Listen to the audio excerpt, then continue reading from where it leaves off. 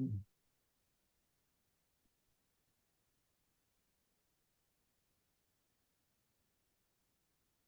right, everybody. We are live, and we're going to play the bumper, pull up to the bumper, baby, and let's see what happens, shall we? All right. And oops, got one more thing to do. Check this out. And one more thing to do. And that's optimize the video. And we're off.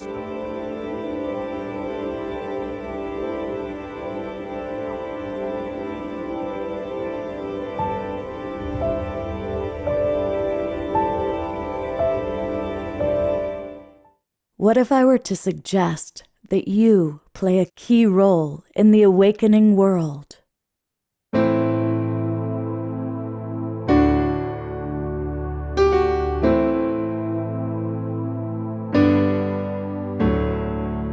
And that you are watching this because you have heard the call.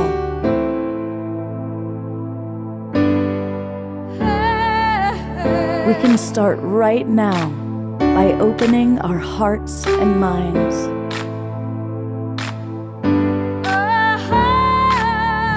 Welcome to the awakening world.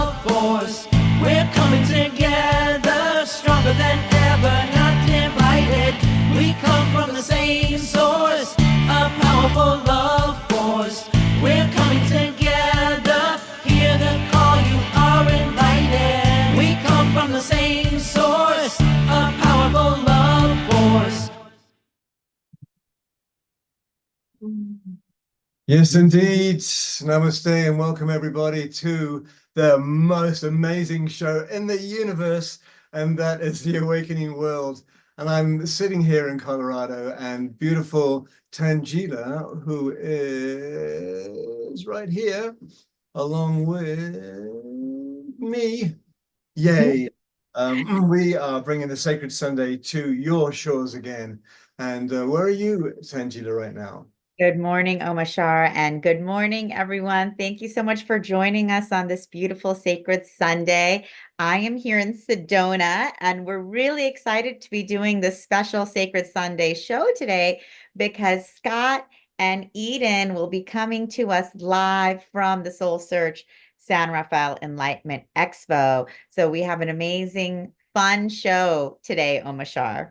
We do. And as we are talking, Scott is setting up. We heard his journey of coming to the show, and he was apparently stuck on one side of a railway track as a 35-mile long coal train rolled by. And so he'll be here soon. That's my excuse for you, Scott. So that's $10. Thank you. And so let's just start with, are you going to do a meditation, Eden? Eden, sorry, you look like Eden. Tangela.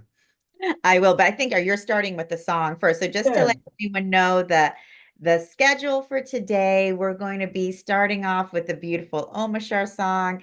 I'll be doing a meditation. Omashar, you'll be doing another song. And then Scott and Eden will be coming to us live from the expo, where they'll be sharing a presentation on tips, tools, and practices for our enlightenment. And then Darren Starwynn will also be sharing a presentation of 5 keys to be a master healer and heal the unhealable. So we're really excited that we're going to be doing this incredible hybrid show together with all of you. And if you want to continue watching the rest of the speakers, we will be live streaming them for the rest of the day on the Soul Search YouTube. So you can continue to tune in all day or watch the replays later. But we're really excited to be here with you all live to celebrate this Sacred Sunday together. Indeed, we are. Hello, Tangela. Hello, dear friends. Hey, there you are. How's the freight train experience, young man? Oh my God. Well, would you believe I literally got stopped for the train of all things? But I'm here at the Embassy Suites Hotel where the Enlightenment Expo is happening and all the exhibitors are getting all set up and the psychics are getting psychic. Um, and we're gonna have a really great time. And it's so good to see so many people here on a sacred Sunday morning. Indeed, it is. We just had a beautiful opening and we played the bumper. We're going live stream to everywhere on the planet.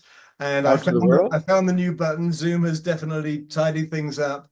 Yeah, that happened to me yesterday morning. It's like, okay, we're gonna start it. Like, where's the new live stream button? I know. So we just did a good intro. I'm just about to play a song. All right, great. And then after the song, Tangela will do a meditation. Yes, indeed. And if you can co-host me, because when you come in, you got it. You have the God codes. So actually with you, it's the goddess codes. So feel free to highlight people. This is a mid-tempo. This is Sunday morning singing juice. And feel free to highlight people as we go along, okay? I'm going to press a few buttons here. Get the sound good. All right. 2, 3, 4.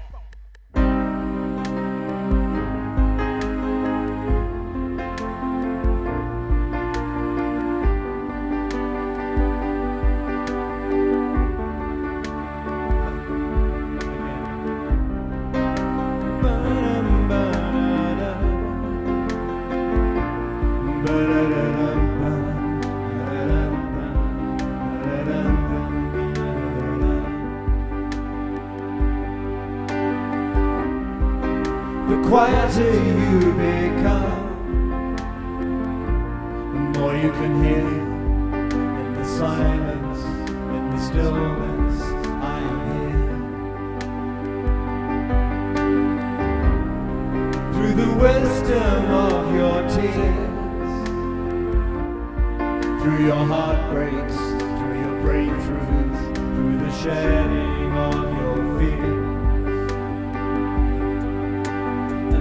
That I am with you and guiding your way. Know that I am cheering you on. Truth lives within you and love leads us through. I love you.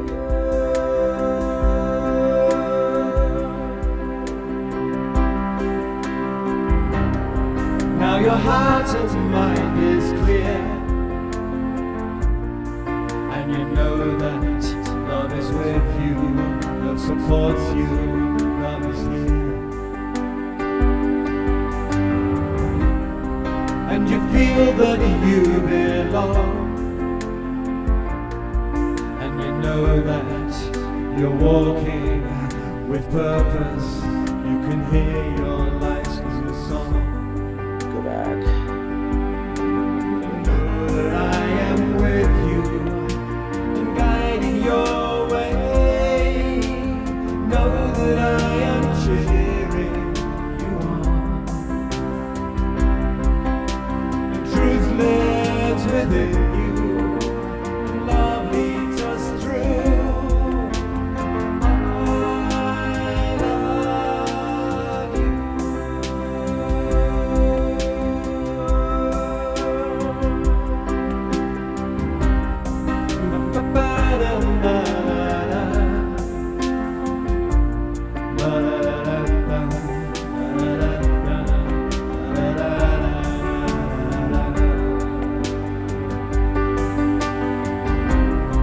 Through the wisdom of your tears,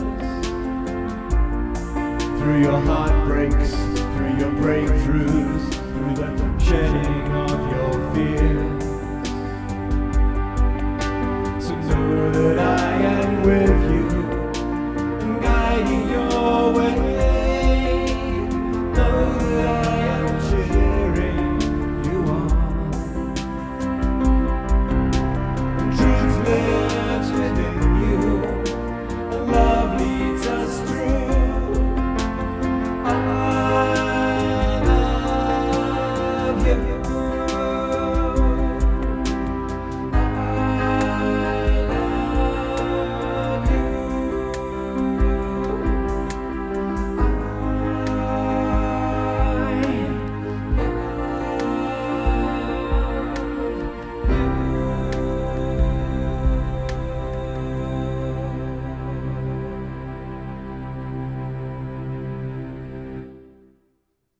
Now I'm going to speak. Let's all twinkle, beloved Omashar. Yay, Sunday morning. Goodness me. When was the last time I sang this early? Woo! I know, but it's true. We didn't have as many people up and dancing as we normally do. Well, it's Sunday morning, and it took me an hour and a quarter to get a voice this morning, I tell you. I Oh my woke up on God. the head Well, I'm. I had a tantric monk with me. And so thank you. Thank you. And So beautiful. we're getting everything set up. Simon is here setting up lights and getting ready to live stream. So we're grateful for Simon. Thank you, And Simon. we That's may, wonderful. and Simon, do you need to do an audio test with me right now with this, or are we good? I don't know. All right, is it coming through there? All right, they can hear you, right? Yep. Okay, is it? Oh, and let me remove my background. Okay. Hang in so- there, everybody. We're just getting ready because we want to make sure that the live stream is just absolutely awesome. All right, and everybody is here. Is Oh. everybody hearing me pretty well? Can you hear Yes. Simon? Or am I far away? I'm a little far away. Okay, so it's still coming through that. Right. So I'm not sure if there's another audio in there that it goes same as his AirPods. No, It's all right. All right. we'll just stay with this. Yes, I'll just surrender. Right. All right. Ah, Indeed. let's turn it over to beloved Tangela to lead us in a meditation to really drop in and prepare for a beautiful sacred Sunday. Thank you, Scott, and thank you, Omashar, and thank you, everyone, for joining us today for the Sacred Sunday. So as we gather here today, let's just all close our eyes and begin to relax and just let go.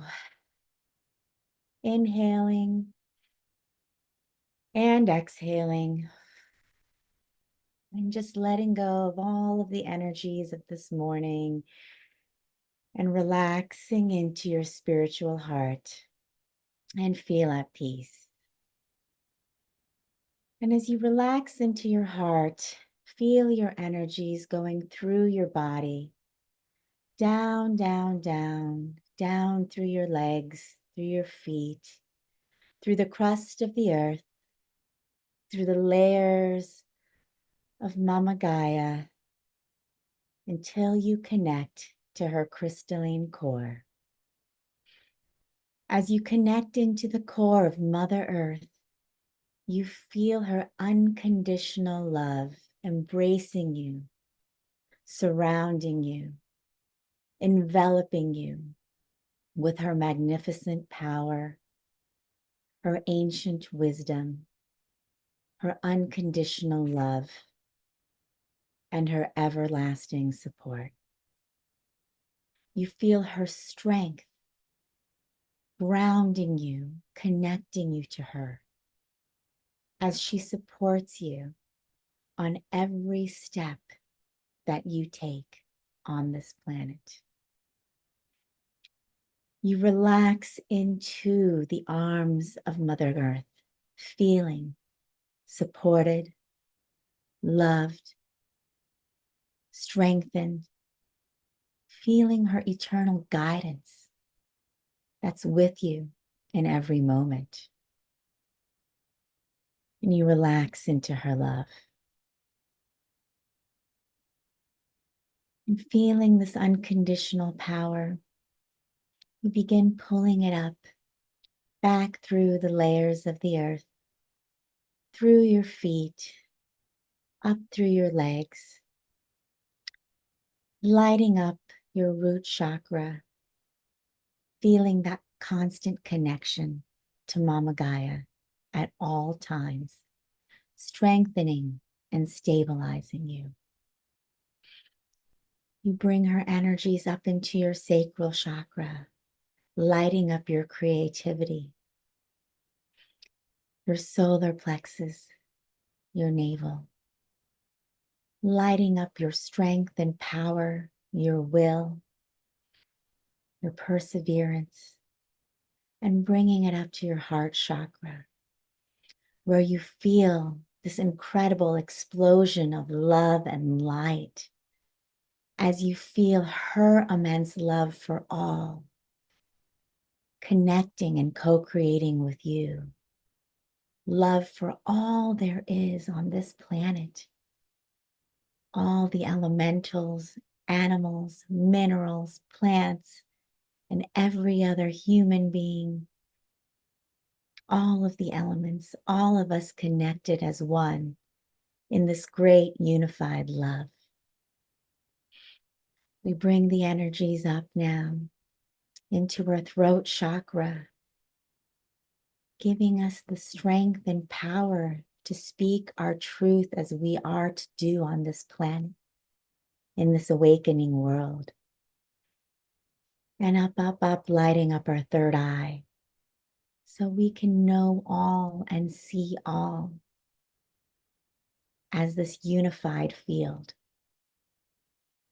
And then up through our crown chakra, up, up, up, up, up, going higher and higher and higher through the atmosphere, through the galaxies, up through the central sun, higher and higher as we go into the heavenly realms, where everything glimmers in this diamond white light, connecting us all to all there ever is and all there ever will be.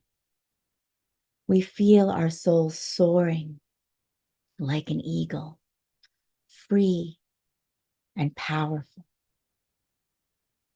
This is who we are: harmonious, beautiful, love, freedom, liberation. We feel the power and the glory and the grace of our eternal souls, the immense wisdom that we carry for eons and eons. And we breathe in this energy of who we truly are. Breathing this in, we bring this back down. Golden diamond, shimmering bright light coming in through the cosmos. Down, down, down, down into our crown chakra. Boom. Feeling our amazing connection to pure source energy. We feel this connection growing stronger and stronger, wider and wider, as we bring in this diamond white and golden light from the heavenly realms, activating every strand of DNA in our body, feeling the grandeur and the grace of our souls. As we bring in this pure source energy, lighting up each one of our chakras, we feel this connection in our heart chakra, growing brighter and brighter as we connect to pure source energy in Mama Gaia and feeling as one, always connected to the infinite cosmic realms, always connected powerfully to Mother Earth. We feel our own strength and power in this infinite loop, up into the cosmos, down through our heart, connecting to Mama Gaia, and up again. And as we feel this infinite loop of radiance and strength and power, connecting us in all times, in all places, to source, to earth, we begin expanding our heart wider and wider, connecting to one another in the quantum field. And as our hearts grow wider and wider, lighting up our entire homes, our entire cities, our entire countries, and the entire planet. We feel ourselves connected heart to every being on this planet. And together, we breathe in the pure energy, power, unconditional love, grace, and strength of who we are. And we send these energies out into the world, sending our peace, our power, our love, our harmony, our grace, our strength. And as we give, we receive. As we give, we receive. We travel to the war-torn places, Ukraine, Russia, Palestine, Israel, Southern Sudan, Colombia. We go to the homeless encampments. We go to the mental wards and the asylums. We go to the refugee camps and the orphanages. We go to all the places where we feel the despair and the distress, the anger and the fear. And we breathe out and share our love, our joy, our peace, our strength, our harmony, our unity. And as we share and give, we receive. And as we give, we receive. And as we give, we begin to feel a shift, an uplifting, an awakening. Those around us may not know exactly what is happening, but they feel a glimmer, a glance, a joy, a hope. And as we give, we receive. We send our peace and love and power and strength around the world, knowing that we can do this in every moment with our intention, and that we do this in every moment with our consciousness, with our upliftment, with our being the light. We are the light, and we are bringing the light and sharing the light and growing the light. Breathe in the light and power and strength of who you are as a beautiful lighthouse on this planet and in this universe and multiverse. And breathe out your light and power across the cosmos.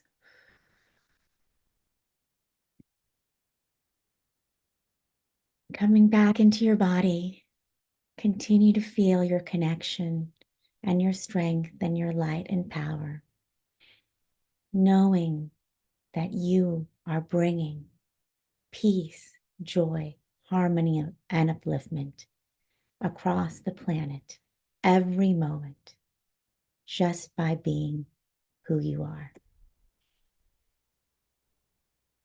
So breathe in, feel the energy, and open your eyes.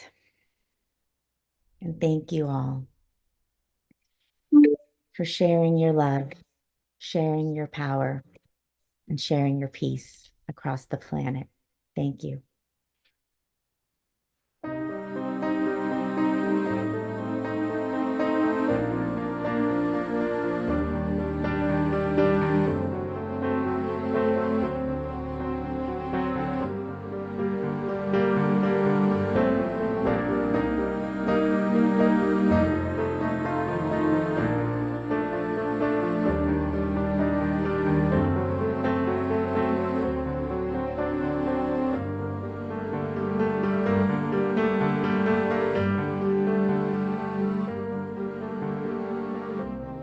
Nothing in my life's the same.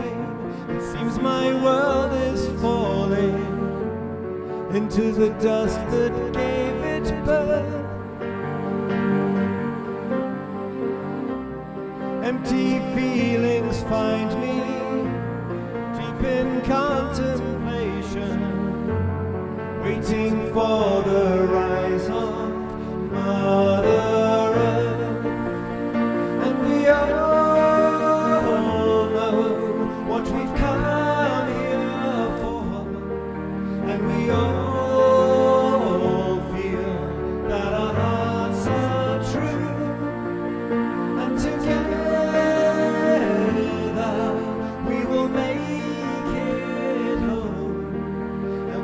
trust, to love once more.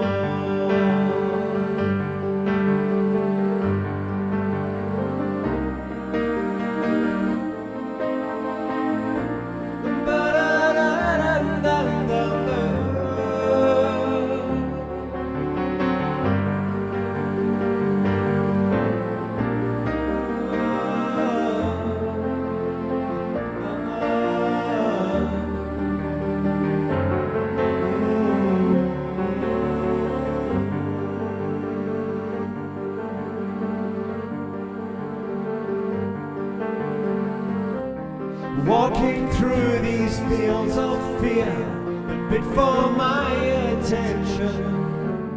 I don't live here anymore. I surrender to the flow that gives me new direction. All there is to do is trust and fly. And we all know what we've come here for, and we all feel that our hearts are true, and together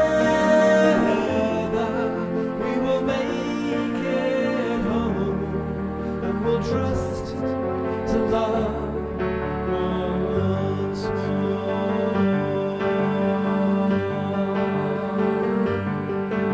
It's a famous, a lo que vinimos, es sincero nuestro corazón.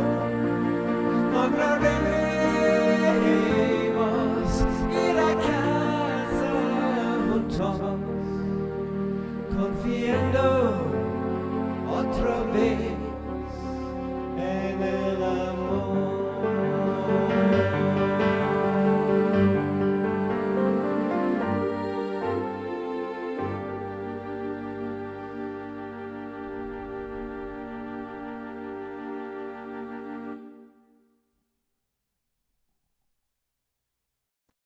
Yay. Love you all. Good to see you all here. Feel you all. Good to see you, Piper.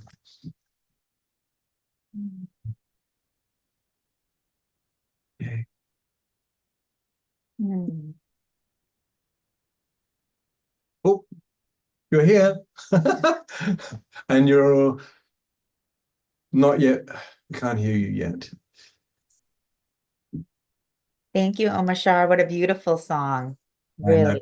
Inspired by your beautiful meditation. I was going, though that would be a wonderful meditation. Well, I guess we have it recorded now, but that was the perfect one to take us right into the crystal heart of Gaia and then bring us back through. It makes it so real and so tangible. Yeah. Mm. Thank you so much. Thank you. And I felt the power of everyone connecting together and bringing this out into the awakening world It's absolutely together. amazing how across the airwaves we can feel each other, and we're getting to learn mastery at it through this platform. And you know, because I do not feel that I'm in my own little studio here. I feel I'm with us all. So yeah.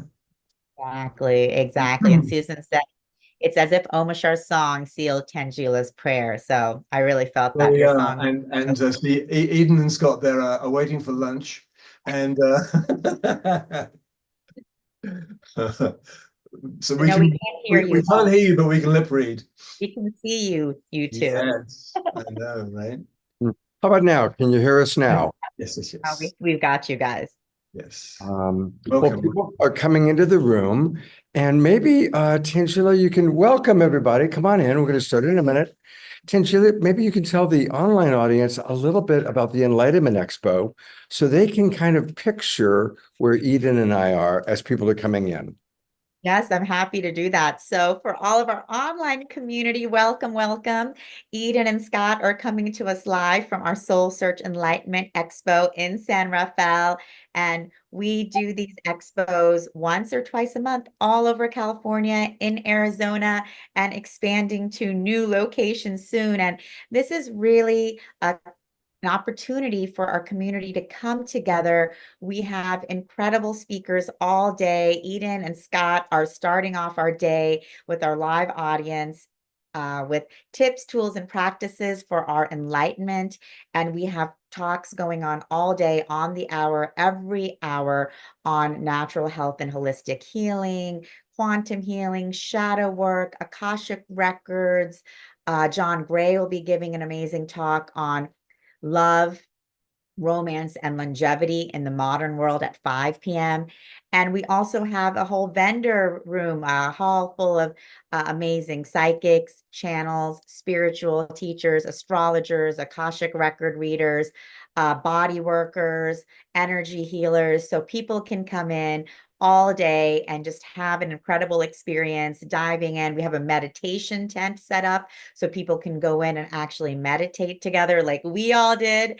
And it's wonderful because we get such a diverse audience that come to our expos, all ages, all ethnicities, all backgrounds, all different levels of where they are on their spiritual journey, different traditions. So it's really amazing just to see people coming together, exploring, connecting, diving in. Our events are the first time a lot of people have ever been to an event like that. And so they're coming in and they just have their, heart blown wide open, and love connecting with community. So it's wonderful. Oh, Piper, hoping to drive within the hour. Oh, amazing. That's so wonderful. You'll be there. Awesome. Awesome. So excited. So I'm so happy Piper is going to be there live. I'm sure a lot of the Global Peace Tribe community that is local to the Bay Area will be there. So it's an amazing time to be able to connect, hug in person, see one another in person. You'll be able to see Scott and Edith in person. And for those of us who are online and not in the Bay Area, we're able to now, thanks to Scott's brilliant, idea. This Sacred Sunday show was Scott's brilliant idea to say, hey, let's bring this expo experience and presentation out for our whole Global Peace Tribe community so that we can all connect in this way. So Scott, thanks for putting this together. And Absolutely. we're really excited, and maybe we'll be doing more of this as well. Yeah, I think it's really fun. I want to acknowledge Simon is here. He set up the cameras and the lights. So we're grateful to Simon for making this happen. Simon, thank you so much. Amazing. And thank you, Tangela. It's a lot of work to put together such a big event. So big thanks to you and to Barbara, who's doing a terrific job. I think she's cloned herself because everywhere I look, she's doing something wonderful. And I think we're going to get started. So much love. Thank you for the beautiful meditation. And I'm going to turn it over to beloved Eden to help our audience drop in a little bit. And of course, our beautiful online audience. I see we've got almost 40 people with us. And of course, we're also broadcasting live over all of our Facebook groups and pages and YouTube channel. So a big hello to everybody watching us online, whether you're in the Zoom room or watching us on Facebook or YouTube. We have a beautiful couple of hours ahead. So it's my honor to turn it over to, it's just one of my favorite, these are like my two favorite people to collaborate with, Tangela and Eden. So it's a Sacred Sunday, and of course, Jasmine Bear. Hi, Eden. Welcome. So happy that you're here at the expo with us. All right. Thank you, All right. Tangela. So good to be here. And hello, everyone. Welcome. And thank you for showing up for yourself this morning to dive deeper into the heart and into what enlightenment is to you. So I know you're going to speak a lot more about what it is to you, and we're going to have a wonderful chat about that. We want to start with just a way of really landing in the body. I think people are going to keep kind of coming in. Sure. So welcome. And maybe just leave the door open. Yeah, I think so. That way people know to come on in. So just a little bit about me. I'm an embodiment guide and a mystery school teacher. And in times of old, many people talked about enlightenment as getting kind of up and out of the body into some celestial state. And for me, it's about really bringing that light into the body and into our human experience. So let's start by a little grounding meditation. All right. So if you'll just allow yourself to close your eyes and let your hands rest open on your lap. Start to deepen your breath. And let's take 3 deep, deep belly breaths with a bit of a sigh on an exhale. So inhaling. Ah. And just landing here and now in the body with the breath.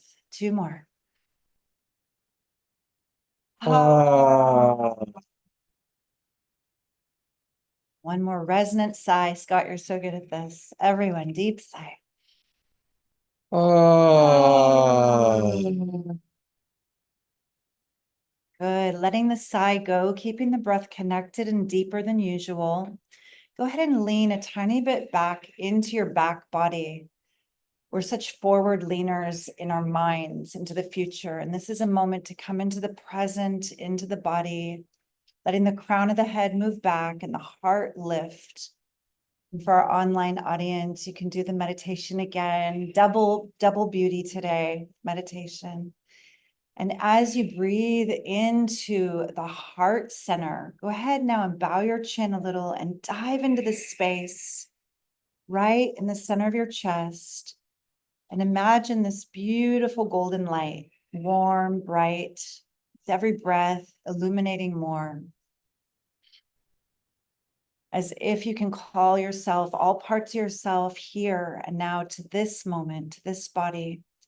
And then bringing your attention to your hands that are on your lap and bringing slowly your right palm of light just to your heart chakra. And your left to your lower belly, the Dantian, the power center. And as you touch your heart chakra, it starts to release oxytocin. You can give it a little bit of movement. Just feeling this preciousness, this moment. And perhaps here you can set an intention. Your intention is very powerful. It could be just to receive, to feel well, to awaken, whatever the intention is for you, just finding that place in your own heart that wells up, your personal intention. Deep breath there. And then we're going to visualize this beautiful golden light starting to move down the central channel, down to the solar plexus. That's the diaphragm. You can bring your hand of light right there. Central sun, solar plexus in your being. And breathing into that chakra, your power center, charging up this intention. And then allowing it to just flow down your spine, down your central channel to your lower belly, bringing the hand of light down to meet the other, just gently resting on the belly. I like to form a little triangle, thumb tips under the navel, and just anchoring into this body, feeling the energy moving down through the sacral chakra, into the root, and feeling the alignment of your central channel, the whole spine lit up. And then the energy flows down through the legs, down past the knees, down through the bottom of the feet, and also down through what you're sitting on, through the root chakra. And we're just anchoring golden channel of light together, down through the floor, letting the hands of light open now, rest on the lap, as if they're holding beautiful luminous lotus blossoms. And let our collective rooting be this rooting of grace, rooting down higher frequencies to anchor them for our lives, for our walk in this world, and for all beings. And just for a moment, feel that as we tap down into the earth, there are many beings all around the world also grounding and awakening. And together we are plugging in and forming this beautiful web of light together. All our friends online are doing this, and so many beings. And then coming back to the hands of light and lifting them gently to the simple mudra of namaste, pressing them together at the heart chakra again. And take a moment to just bow towards your palms of light. And if there's something you're grateful for, gratitude opens the heart even more. anything that arises. It could be simple, grateful for this moment, being in a healthy body, grateful for shelter. We are so blessed in the West. We have so much. Just feeling your personal gratitude rippling through the space. And then let's send this beautiful energy we've co-created to those who are less fortunate, to the places that are suffering, to the people that are not so fortunate. And deep breath here, feeling that love spreading around the planet. Ah, And then gently releasing your hands and opening your eyes softly, coming into this space again. And I just bow to everyone that's here, that's showing up for themselves in this beautiful way today. Thank you. we're going to go to gallery view for our online audience for a moment and see those of you who have your cameras on. Thank you so much. And let's just give a beautiful twinkle to Eden for that beautiful, beautiful meditation. Thank you.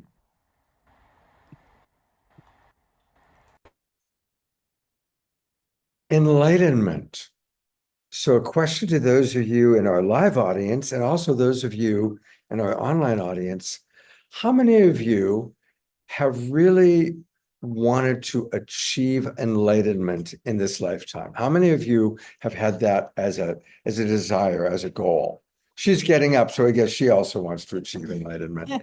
Wow. Well, as I was thinking about this morning, I thought a lot about my wife. I had a wonderful, wonderful wife, Stucci, who passed away, but she was all about enlightenment. She would come home and she'd say, "Look, here's a flyer," and she'd show me a flyer, and it'd be somebody promising enlightenment if she went to India or if she did whatever she needed to do.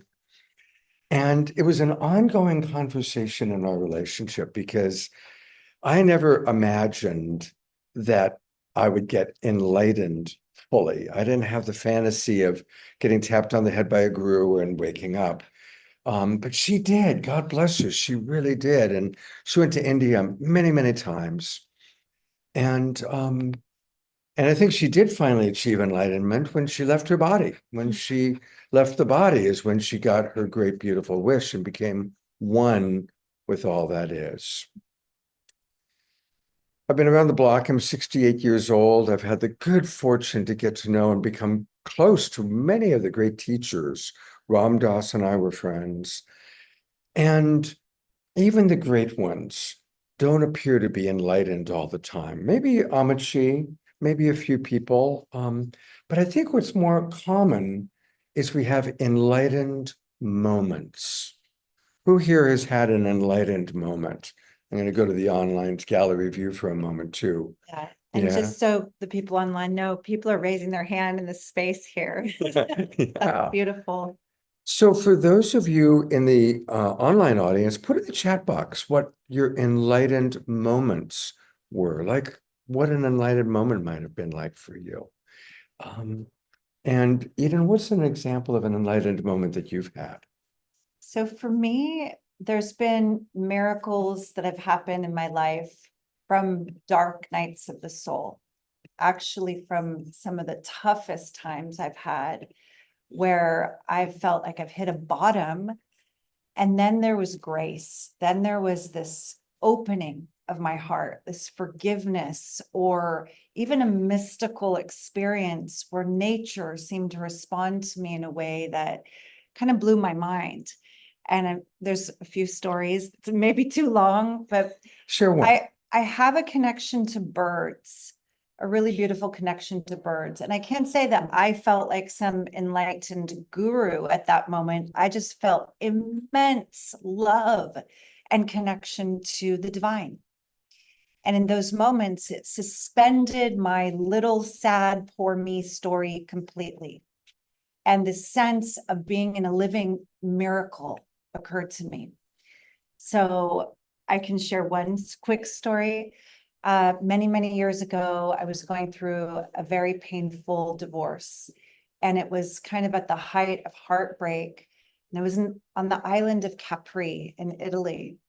And I was walking and crying, and I was completely in my collapsed victim state. I know we've all been there, where we feel like the world is against us and nothing is going to help us. We're really desperate. And there was a light shining from the top of the mountain on this island. And as I squinted, and I felt like it was almost blinding me, this light, later I realized, and I'm not religious, I'm spiritual, but not religious. I realized it was the metal cross on top of an ancient church on the top of this mountain. And the way the sun was hitting it, it just was kept almost hurting my eyes like a blinding light. I wound my way down to some ruins where I laid on top of the rocks of this old ruin of Tiberias and cried and just didn't want to be alive. I was really devastated by this apparent betrayal and the breakup I was experiencing. And then a seagull came flying over, and it had a very particular cry. And then another seagull responded to it with a different cry. And I heard them sounding back and forth.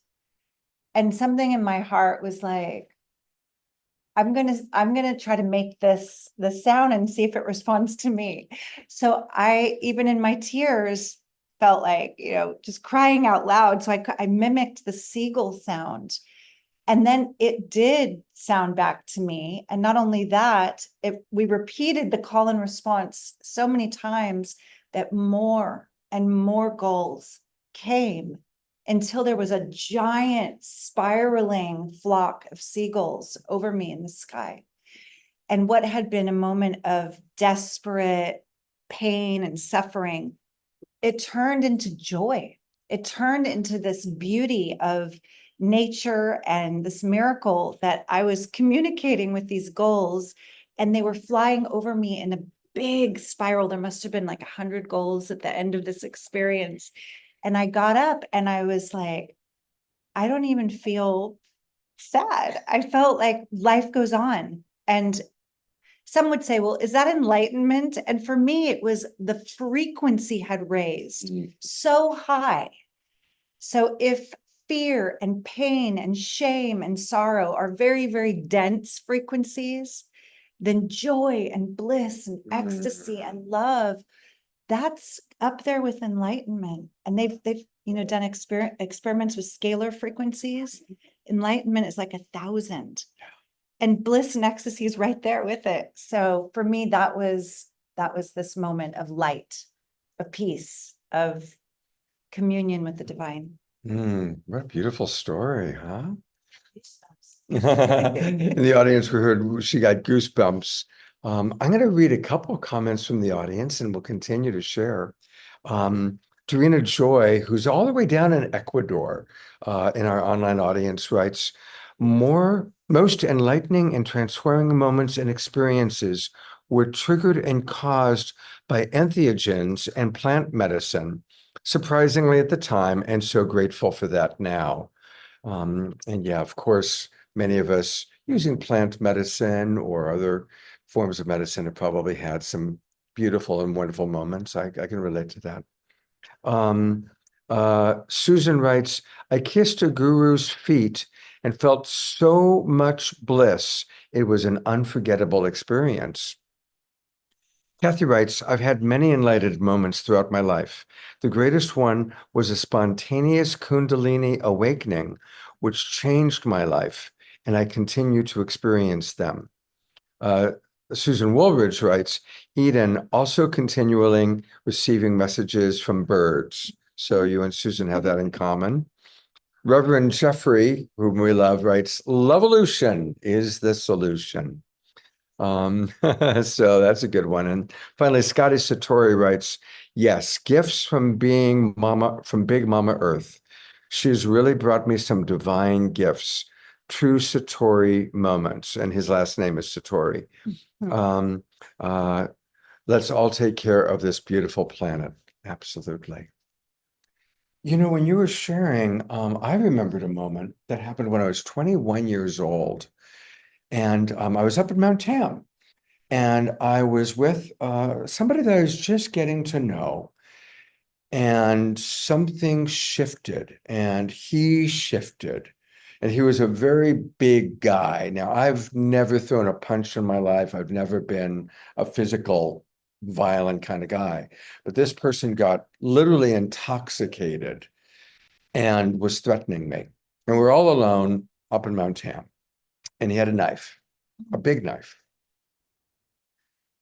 And I was terrified because he clearly, if he wanted to, could have killed me.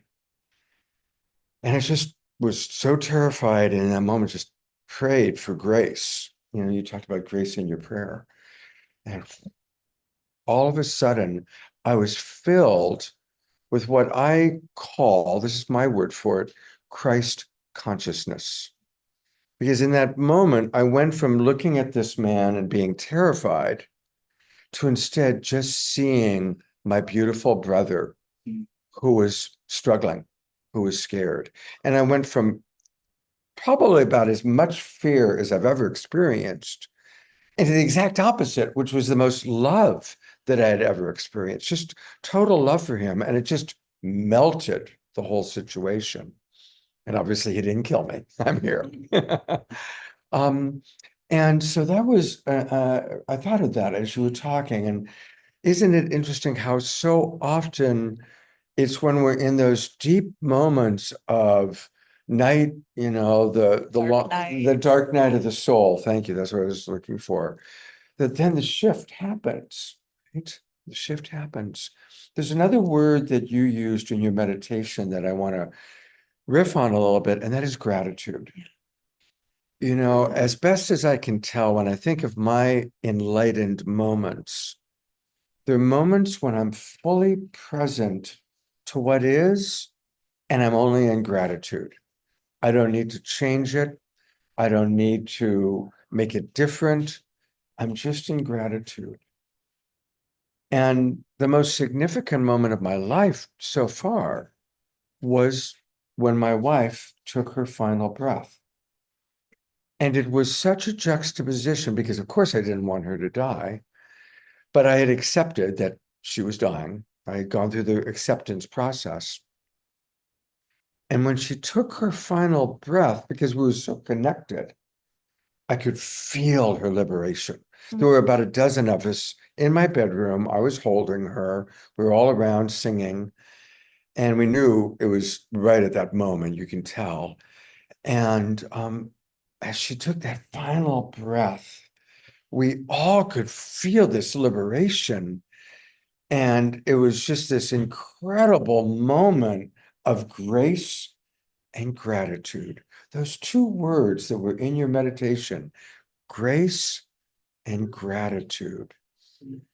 So it's like if we can really work in our life of being grateful for whatever's happening, even when something as sad as the death of a loved one is happening, but to find the grace and the gratitude, I think that's what leads or can lead to enlightened moments. Beautiful.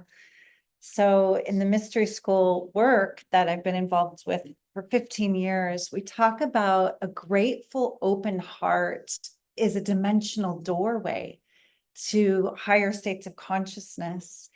And I'm just curious, when I invited you to find something that you were grateful for, did you feel a shift? Did you feel the energy?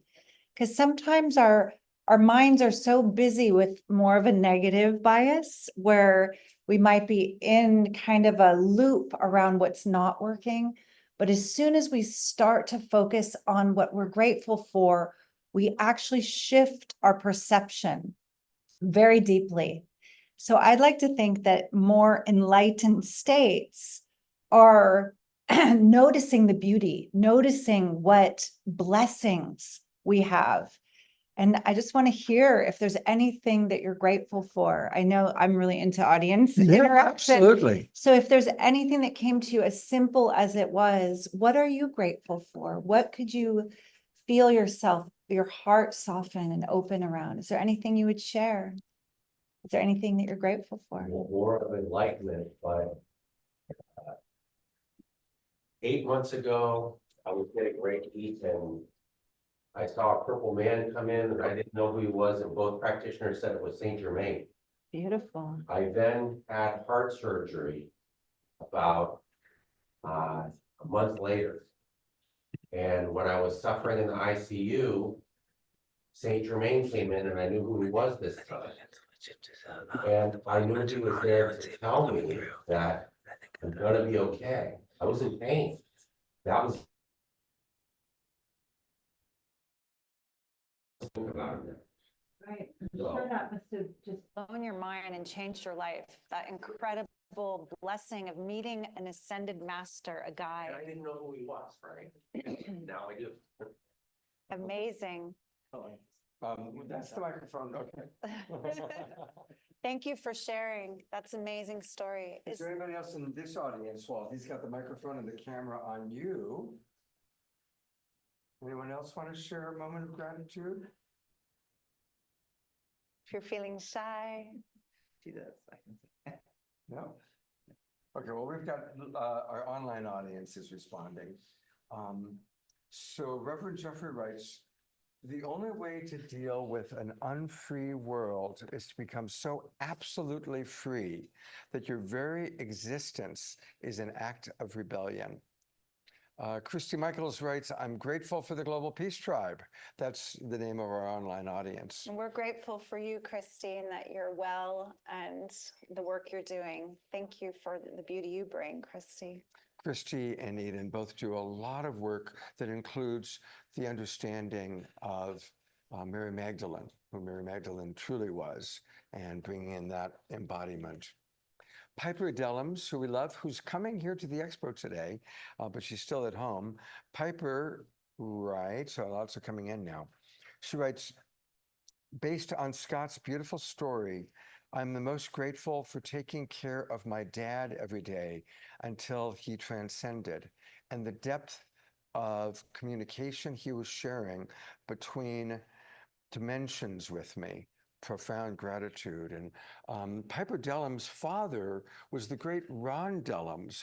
Anybody remember Ron Dellums? He was a wonderful congressman. There's someone in the audience who knew. Ron Dellums was one of the great congressmen of our time. He passed very important legislation, and that was Piper's father. A couple more messages, and Karen just came in. Hello. Deidre writes, I'm grateful for health, grateful to be with you all, grateful for my parents who are 87, grateful for nature. Thank you for this beautiful offering. Kathy writes, oh, that's right. And Tangela, the volume went lower. How's the volume now? Is the volume good? We switched into a different audio setting. How's the volume now? Somebody, sure, go ahead and unmute yourself and let me know if we're good? Okay. And thank you all for your patience with the back and forth. Yeah. Yeah. Yeah. So grace and gratitude. What would you like to say about that? In Italian, I also, while I was living in Italy, I learned this grazia and grazie. It's the same root. Grace is gratitude. Gratitude is grace. It comes from grazia, the same Latin root. Oh, Yes. So the more grateful we are, the more our hearts soften and unshield and open, the less we're in kind of the egoic, kind of reptilian brain, and the more heart-centered we are. And that's where the grace comes through us. And I like to think of grace as the Holy Spirit. Being a divine feminine mystery school teacher, I'm always like, wow, in Abrahamic religions, they don't mention the mother or the divine feminine at all. So maybe it's the Holy Spirit. We have the Father, the Son, the Holy Spirit. So this grace, this divine love, perhaps it's that softening, that feminine side of us that receives the blessing of these higher frequencies, where ascended masters like Saint Germain hang out all the time. So they say Master Jesus hung out at 1,000+ frequency. That's the consciousness of the ascended ones. So if we raise our frequency to even a state of gratitude, we start to connect. We start to open to those higher frequencies. So for me, that's the grace that we're opening to. And I never knew it was the same Latin root. That's Yeah, beautiful. grace and Could we have a bit gratitude. more volume, please? Um, uh, I think instead of being on your Black Magic design, we're going to go back to. Is this better if we do it like this? Much better. Yes. All right, so we're going to stay with that. As my online audience knows, my favorite prayer is maximum grace. And I actually learned that from Paramahansa Yogananda, who here has read Autobiography of a Yogi or is a fan of Yogananda. So I was listening to an audio recording of Yogananda from probably back in the 40s. And he said that all beings, even saints, have karma. And somebody asked him, what is your karma? And he said, discernment. He said, the discernment is the last lesson for master souls, learning to really discern. And that for him, and you'll see how this connects to grace in a moment, for him, he wants to support everybody. He sees everybody, he loves everybody, he wants to help everybody. And his guru, Sri Yukteswar, would say, no, you should not take on everybody's karma. Don't work with everybody. Don't try and save everybody. He said, rather, for most beings, you see their issue, you see their problem, you see their dilemma, and you pray maximum grace. Maximum grace for Sally. And you really pray for it. And like you said, it's the Holy Spirit. When grace, we're all here by grace, really. You know, grace has saved all of our lives in ways that we may not even know, right? And so maximum grace. And so when I wake up in the morning and I think about the people in my life, my clients, my friends, some of them will get a meme in the morning, and all of them get maximum grace for Joe, maximum grace for Simon, maximum grace, just sending that out. And it's a beautiful, beautiful prayer for people, because really what would be a greater blessing than just maximum grace for whatever it is we're dealing with? Because we don't know what's best. We don't know if it's best even to get that job that you want to get, if it's best for that relationship to work out, if it's even best to get past the cancer or to leave the body. We don't know what's best, but maximum grace, we're turning Knows it over to what's God, best. knows what's best. Exactly. As you share this and this blessing that you're offering in your morning prayers and meditations, it reminds me of this research they did in the 70s in a lab in Germany. I wish I could remember the exact name of the research center. It's about the photons the human heart emits naturally, and that we actually emit light. We are projecting out light. And then when we pray and when we meditate and we focus on sending love or metta or maximum grace, it increases 100-fold. The heart becomes like this luminous sun that's projecting out light photons to others when we pray for them. So I'm seeing Scott in his bed in the morning shining his love to different people. So we often feel like, what can I really do for a friend that's suffering? Maybe if all of us just take a moment to wish them the highest, most optimal outcome, maximum grace, and watch what that does for our own frequency, our own mood, our own well-being. And many people I know say that even getting out of bed has become challenging sometimes. So there's a very simple practice I want to share with our online and all of you here. If we begin our day with connecting to our own hearts, our own good hearts, and I'm not talking about the organ, I'm talking about the sacred heart, the heart chakra, and just simply like we did in the meditation, before you get out of bed, place your hand on your heart. And for yourself first, it's not selfish. Good morning, I love you. Good morning, I love you. And begin within and with the self, because we have been conditioned to think that self-love is somehow selfish. but really the raising of our own frequency, the honoring, the trusting, the forgiving of the self, and the loving of the self, then opens the heart to emit that light. And then we bless and we project that maximum grace to others. It's like a chalice, right? The heart fills like this before we can start. We don't dump it out into others. We let it overflow, like the cups in tarot, right? They're always overflowing. There's so many of us who are interested in enlightenment, so many of us who identify as light workers that want to give, give, give. We want to serve like Yogananda. We want to attend to the needs of others. But if we don't fill our own cup with that divine grace, that divine light first, we're actually ineffective. We're trying to give from a half full cup or an empty cup, and then we empty it. So this opening of the heart vertically, let's just try that together. It's like a flower. This is a very simple mudra. You take your Namaste mudra and you just open it. This is called the Padma mudra. And you open it right near your heart chakra and just feel that maximum grace pouring in. First for the self, because you are precious. You are worth the love and this light that's pouring in. And then feel it overflowing and just send it to someone you know who's suffering, wishing them maximum grace in this moment. May all beings be well. May all beings be happy. May all beings be free. And just this little practice alone raises our frequency. Just breathing and sending that energy. Beautiful. Then coming back to your own good heart, you can just press your hands again. Namaste.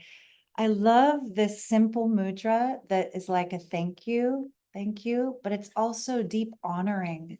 I honor you. I honor the place in you where we are the same. We are the same light in different skin suits, looking back at itself.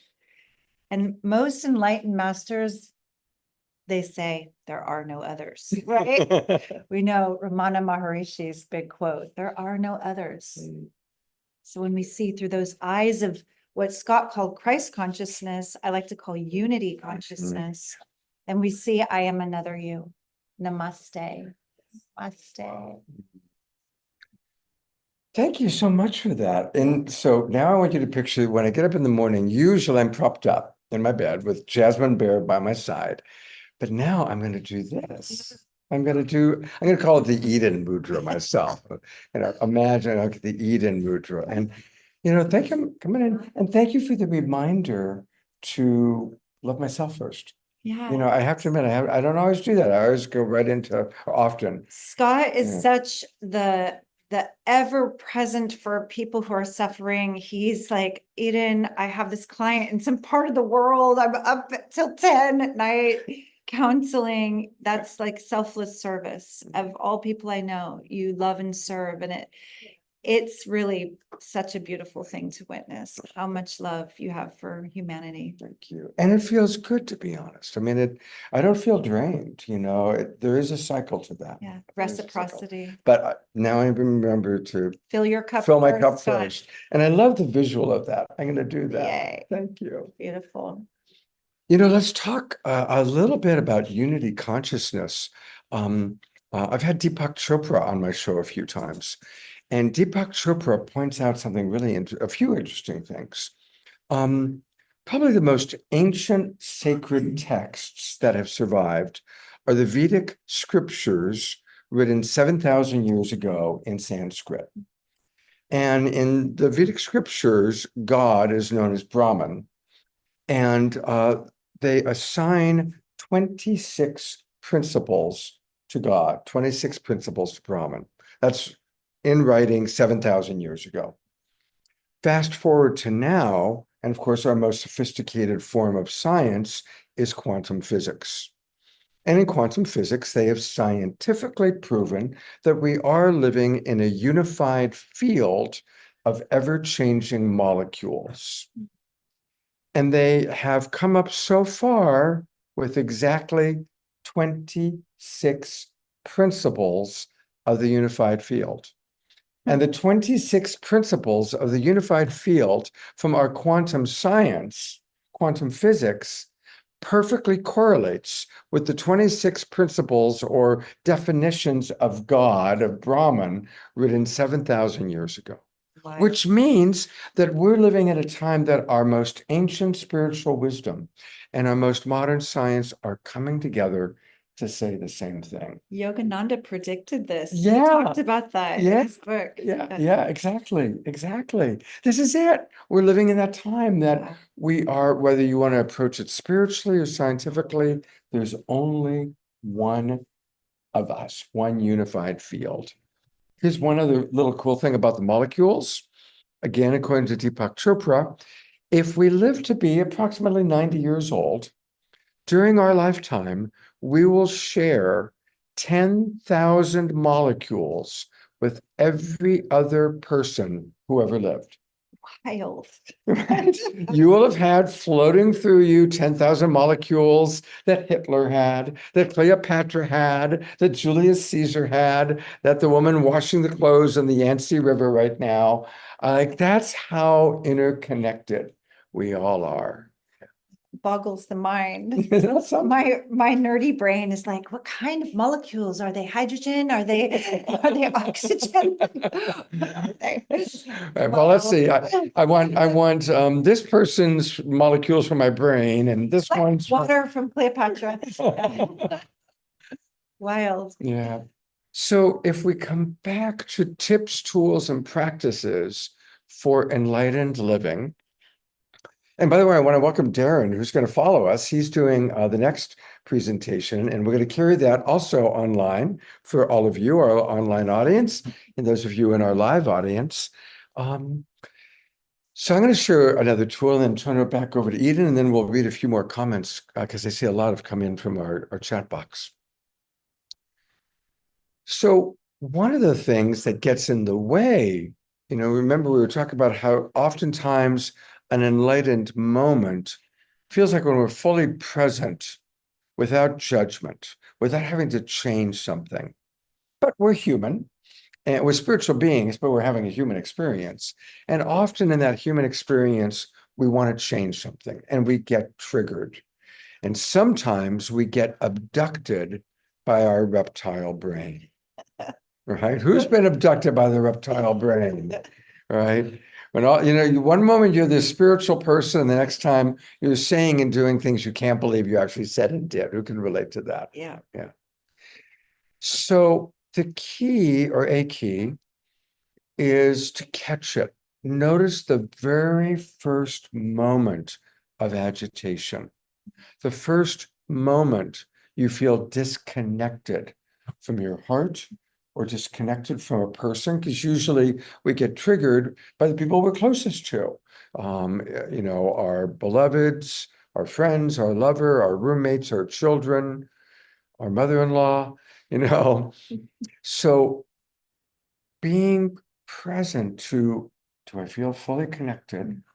And noticing that first moment of disconnect. And when you notice that first moment of disconnect, slow down, take a breath, and here's a practice that you can do within 30 seconds. What am I telling myself? That's the judgment. She doesn't care about me. He's not listening. It's usually something like that. Just allow yourself only one sentence, not a whole story, one sentence. What's the judgment? What's the projection? One sentence. Then take a breath. What am I feeling? I'm feeling sad. I'm feeling disappointed. I'm feeling hurt. Now, as you do that, you're acknowledging what you're actually feeling. And then what is it that I'm really needing right now? I'm needing connection. I'm needing to be heard. I'm needing to be understood. I'm needing her to listen, whatever it might be. Notice that all takes 30 seconds. And we shift out of our judgment where we can go into reaction and get abducted by our reactive reptile brain. We give ourselves that moment of empathy. God, I'm feeling sad. I'm feeling hurt. We get in touch with what it is we're longing for. And we then drop into the grace of the longing, the beauty of the unmet need. So for example, let's say I'll just make up something. This is not true because she's a wonderful listener. But let's say Eden and I are having a conversation on I don't feel she's listening to I'm on my me. phone. She's not, yeah, she's on her phone and I want her to be connecting to me. So again, the judgment she was only thinking about herself. There's the judgment. Well, what am I really feeling? I'm feeling hurt. I'm feeling sad. What I'm wanting for her to really connect and to listen to me. That took 30 seconds. And then I drop into remembering how good it feels when Eden listens to me and all the times that she has listened to me. And I started remembering that, oh, that's who we are. When we're connected, that's who we are. She's a wonderful listener, and I remember that beautiful feeling. And in 30 to 60 seconds, I've shifted from where I could react in the moment to a judgment or a projection. Maybe she's on the phone because she's getting an important text. Maybe her son's saying, Mom, I need some dinner. We've had that happen. Whatever it is, I've shifted out of that into the beauty of my longing, the beauty of what I'm really longing for. So there's a practice for everybody. So again, So what am I telling powerful. myself? What am I feeling? What am I longing for? And then pivoting into the beauty of the longing as opposed to reacting to the unmet need. Before it escalates. Before it escalates. And Scott, do you find sometimes when you're in the middle of an interaction that's gone south already, that you just might need to take physical space to get back in touch with this energy? Yeah, absolutely. And the way we teach it in Love Coach Academy is we ask for a connected timeout. And it's not, you're driving me crazy, I got to go. It's not that. The magic words are, I'm sorry. I'm too disconnected to give you the quality of connection I want right now. I need to take care of myself. I need to eat. I need to take a nap. I need to take some space. I can't give you the quality of connection that I want to. I need to go take care of myself so I can come back and love you up the way I want to. Oh, wow. It almost is bringing tears to my eyes because I'm imagining a world where we have that kind of self-awareness and responsibility in mass. And or as we awaken, as we are the awakening world, and more of us do that, imagine how many less volatile fights would happen in loverships, in family constellations, in government. Yeah. It would ripple into a collective peace. In the spirit of a world like that, I was at a nonviolent communication family camp many years ago. I was talking to a mother, and as I'm talking to the mom, her son comes up. He's about 8 or 10 years old. He comes running up, Mommy, I need a timeout. I'm too mad to play fair right now. Right? There's that awareness. He had that consciousness. I need a timeout. I'm too mad to play fair right now. Yeah, we got people who are like really digging that one. So as you give a practice, I'm going to take a look at what's happening in the chat box. Okay. So this next practice, I often give people when they're not quite able to go through that process Scott said quickly, when they're noticing, oh, I'm actually flipping my lid, like the prefrontal cortex has flipped, right? And that's when the reptilian brain hijacks us or abducts us. How'd you say the alien abduction? Yeah. The reptile brain abducts us. Yeah. So this is a simple practice. You're in an interaction. Your intention is to be a heart-centered, more enlightened being. And there is that person that seems to trigger you again and again right in front of you. And you notice, I'm holding my breath. That's one of the first things when we're not in present moment awareness. We breathe in the present moment and we're relaxed and our breath is full. When we're holding the breath, usually we're in anxiety, in a reaction already. So first thing is notice, where's my breath? And Scott even said that, take a few deep breaths first. Then the same practice that I gave you in the morning to bring that oxytocin and that good energy to yourself Even if you're in a boardroom, even if there's a lot of people watching, it's not that big of a weird gesture as a pattern interrupter to just touch your heart. Just bring a hand to your heart and lean a little bit back. When we're in fight and flight, often we're ready to run. We're ready, our bodies lean forward, our tails even tuck like a C curve, and there's tension in our spine. When you lean back and you relax your breath and breathe deep, you downregulate your nervous system. And suddenly you feel, I have legs again. I have feet.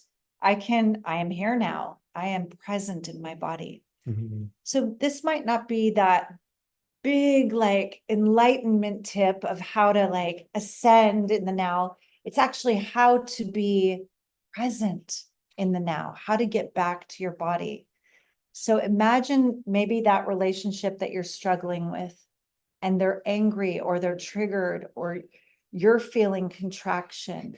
Deepening the breath, hand in the heart, and just a little lean backward. Mhm. Downregulate your nervous system. Then ask yourself what Scott just brought us through, the nonviolent communication steps. What's my story? How do I feel? What do I need? So these go together. Thank you. Go together. We're winding down. In a moment, we're going to turn it over to Darren. I'm going to read a few comments. A lot of people we've got 40 people watching online in the Zoom room, and then we're on about 50 Facebook groups and pages. But Tangela writes, thank you so much, Eden. That was a beautiful practice. Carol writes, love Deepak, one of my first spiritual teachers over 35 years ago. Reverend Jeffrey putting in links. Thank you so much, Reverend Jeffrey.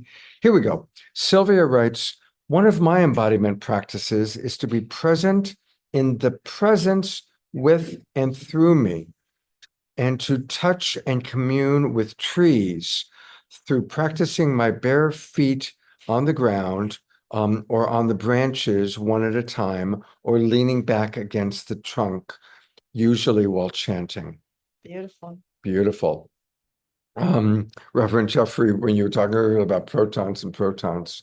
Photons, yeah. John Martin will be incorporating this practice. Thank you very much, John. And he's thanking you, Eden. All right, just a couple more. Our beloved Piper Dellums writes, to simply honor the knowledge of the polarity between our 3D flesh experience and our fifth dimensional spiritual truth, which is of one love, one consciousness, that so above, so below principle, and allow the lesson of the expression to release and to be clarified for wisdom lessons for our own evolution of soul. Finally, Karen S. writes, one of the coolest things that ever happened to me was around 1994, when I reached the state of cosmic consciousness and started seeing the particles of everything. Wow. This went on and off for quite some time. In fact, for a few years, she was able to see the particles all around. Wow. Sue Kelly thanking us for this great conversation. There we go. Dorina Joy says, I am loving this. So thank you, online audience. Thank you, live audience. Eden, how can people get more Eden Amadora? And what are you up to? Yes, so you can find me on social media under Eden Amadora, and my website too, Eden Amadora. Like I said before, I'm Divine Feminine Mystery School teacher. I teach both in person and online. If you're interested, well, there's an easy way to connect with me for free that's really fun. And it's a weekly mystical insights oracle reading hour. So I work with these different faces of the goddess, divine feminine archetypes, and offer this free reading online, and you can find that on my website, EdenAmadora.com, under the free offerings, and it should be in the There nav it is. bar. It's called Mystical Insights Oracle Reading. Used to be called Oracle Office Hours. I love you, yeah. So Amadora, it means she who loves. And yeah, it came to me in a wild dream about 15 years ago, Amadora. So that's a great way to start connecting. And then for those who are like, I love this, I want to go deeper, I'd like more embodiment tools, more practices. I'm beginning a 13-week program called Enter the Temple at the end of summer. August 29th is the first day of that journey. It's an online weekly meeting. So that's a beautiful way to work together, to go Fantastic. deeper. Highly So recommend get to it. be with you all. As you can see, Eden brings so much love and so much grace to everything she does. So I highly recommend it. And thank you for getting up early in the morning and being here. So here's what's going to happen for our online audience. I'm going to turn off my camera, and Omashar is going to bless you with a song while we kind of transition. And then we're going to be back with Darren. Darren, what are you teaching? 5 quantum keys. Come on up so my audience can see you. Oh, They're here. Hi. Come down a little lower. Okay. Hi, and after this song, I'm going to teach a class called 5 Quantum Keys to Heal Like a Master. wow. Wonderful. I'm going to stick around for that Oh, class. good. Yeah, absolutely. Yeah. So, all right. Thank you, beloveds. And I'm going to turn it over to beloved Omashar.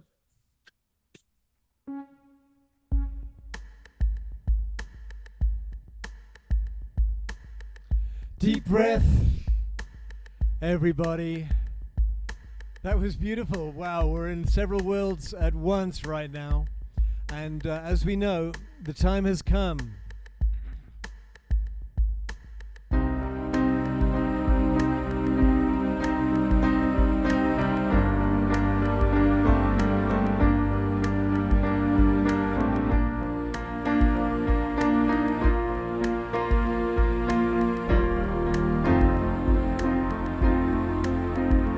I am one with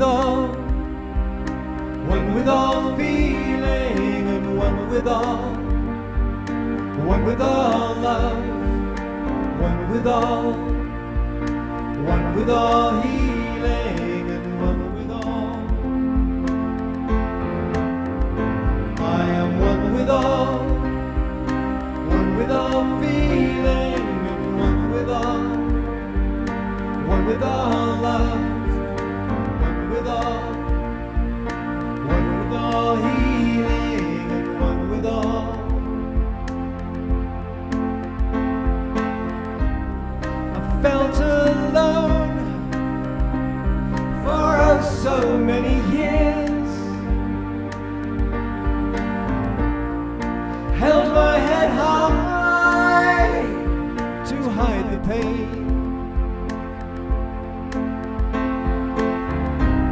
Nowhere to turn, so to myself again.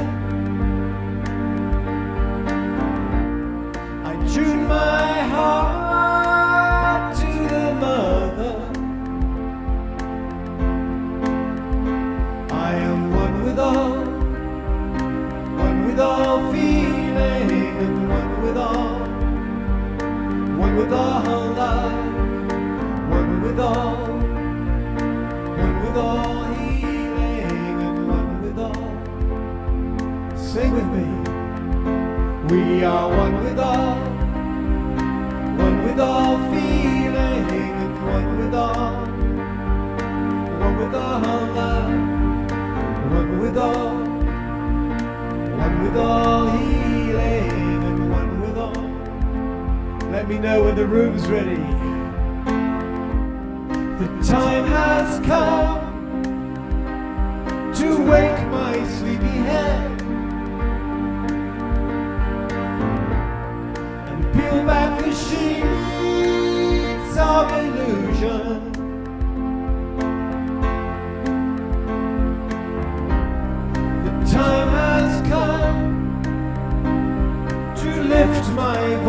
once more and sing the songs of the new world.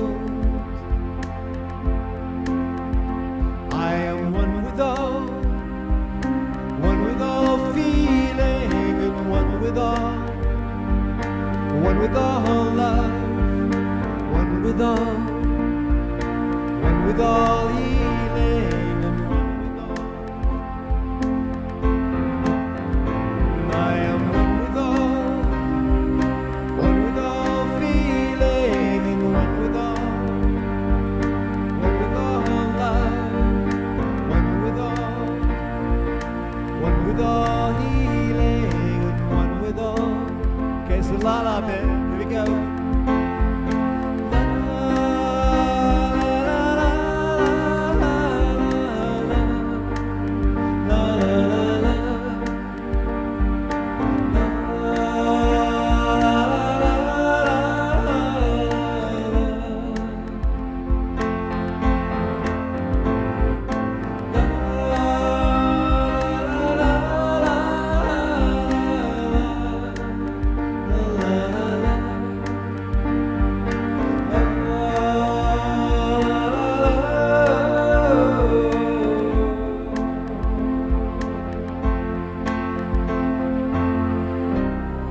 The time has come. The time has come.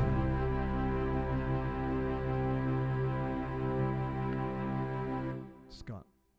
Let's all twinkle, beloved Omashar. That was awesome. We are with the perfect song. We are one with all after what we were just talking about with Eden. And Hi, Joey. that's pretty amazing. Pretty amazing. Well, are you about ready? Yes. All right. So I am going to turn it over. First of all, a big thank you to Tangela. One more time. Thank you, Tangela. And to beloved Eden, holy smoke, what a wonderful presentation, Scott. Thank you. And Oh, I'm going to bow out now and I'll continue watching. Namaste. Thank you Oh. so much, Scott and Eden, too. That what a beautiful presentation. Thanks for sharing those powerful practices. And Scott, I'll leave it for you to introduce Darren, the next presenter. Well, he's right here. So do you want to say Hi, Chen. Welcome, welcome. So happy you could be here. And I do want to introduce him, but Scott, maybe can you introduce? I put the introduction in the chat so that the live audience can hear his introduction as well. Okay, great. But before I go, I just want to say Darren is an amazing luminary and TV influencer, part of Soul Search. He's an incredible quantum healer, quantum catalyst, really dedicated to empowering professionals, healers, light workers, and individuals around the planet to really step into their highest potential. And really, Darren, thank you so much. I really encourage all of you guys to check out his new show on Soul Search TV, Quantum Awakenings. I will be putting the link in the chat. It's funny, it's a teaching show, it's a transmission, and you can really start diving in deep with Darren and his work. So thank you, Darren, for being here and excited for your presentation today. And did everybody in the live audience hear that? Yes. Okay, got it. Great. Tangela, love you so much. We're going to turn it over to Darren. Okay, thank you, Scott. My pleasure. Thank you, Tangela.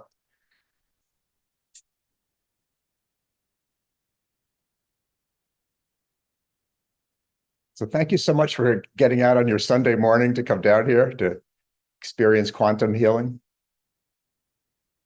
The reason that you showed up must be that something inside of you said yes and drew you here. That's the way it is, right? Like a big part of the art of living is hearing those voices that tell you something that takes you to a higher level and learning to say yes, not maybe or later, but yes. So you said yes, so thank you. So my name is Darren Starwynn. I live here in this local area. I live in Fairfax, which is only about a half-hour drive from here, a beautiful place in the mountains. And I live with Karina, who's my partner here in the front. We were just out doing swing dancing last night, getting all ready for this today. So I mentioned in the in the promotional material for this talk today. Can you hear me okay? Okay. I said, this is not a talk, it's an experience. Ding, something just dinged here. So how many people here would like to have an experience today? How many people would rather have an intellectual discussion? Okay, unanimous. Okay. There'll be some of that too. Both. Okay, that's right. Both, because you want to understand it with your mind, feel it in your heart, and then have your quantum divine self activated. Is that a good combination? Because all that can happen. But if you want to, you have to just ask. If you want that, you could have it. So the name of the talk today is 5 Quantum Keys to Heal Like a Master and Produce Miracle Results. And I know there's a lot of people who are receiving this on live stream because I know Scott and Tanjil are sending this out on many of their channels. So anybody who's with us on live stream, welcome, welcome also.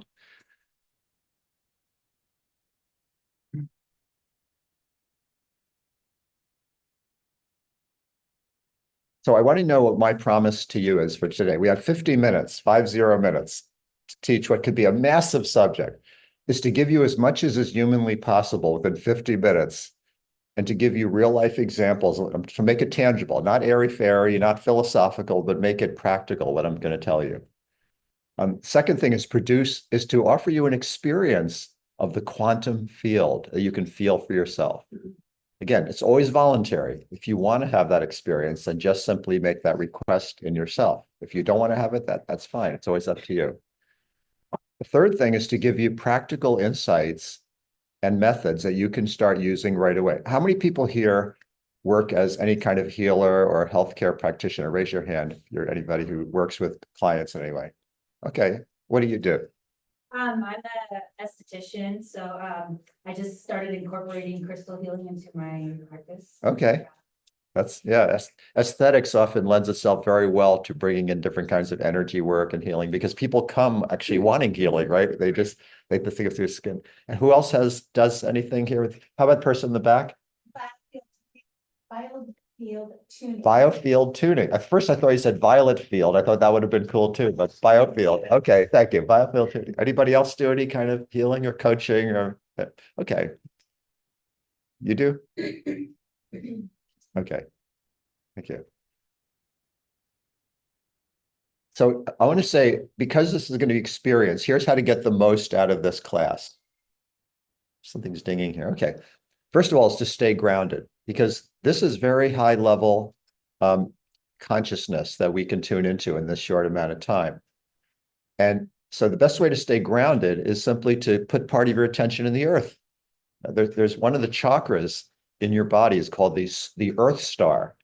And it's literally like a ball of light that's under the surface of the earth, underneath, wherever you happen to be at any moment.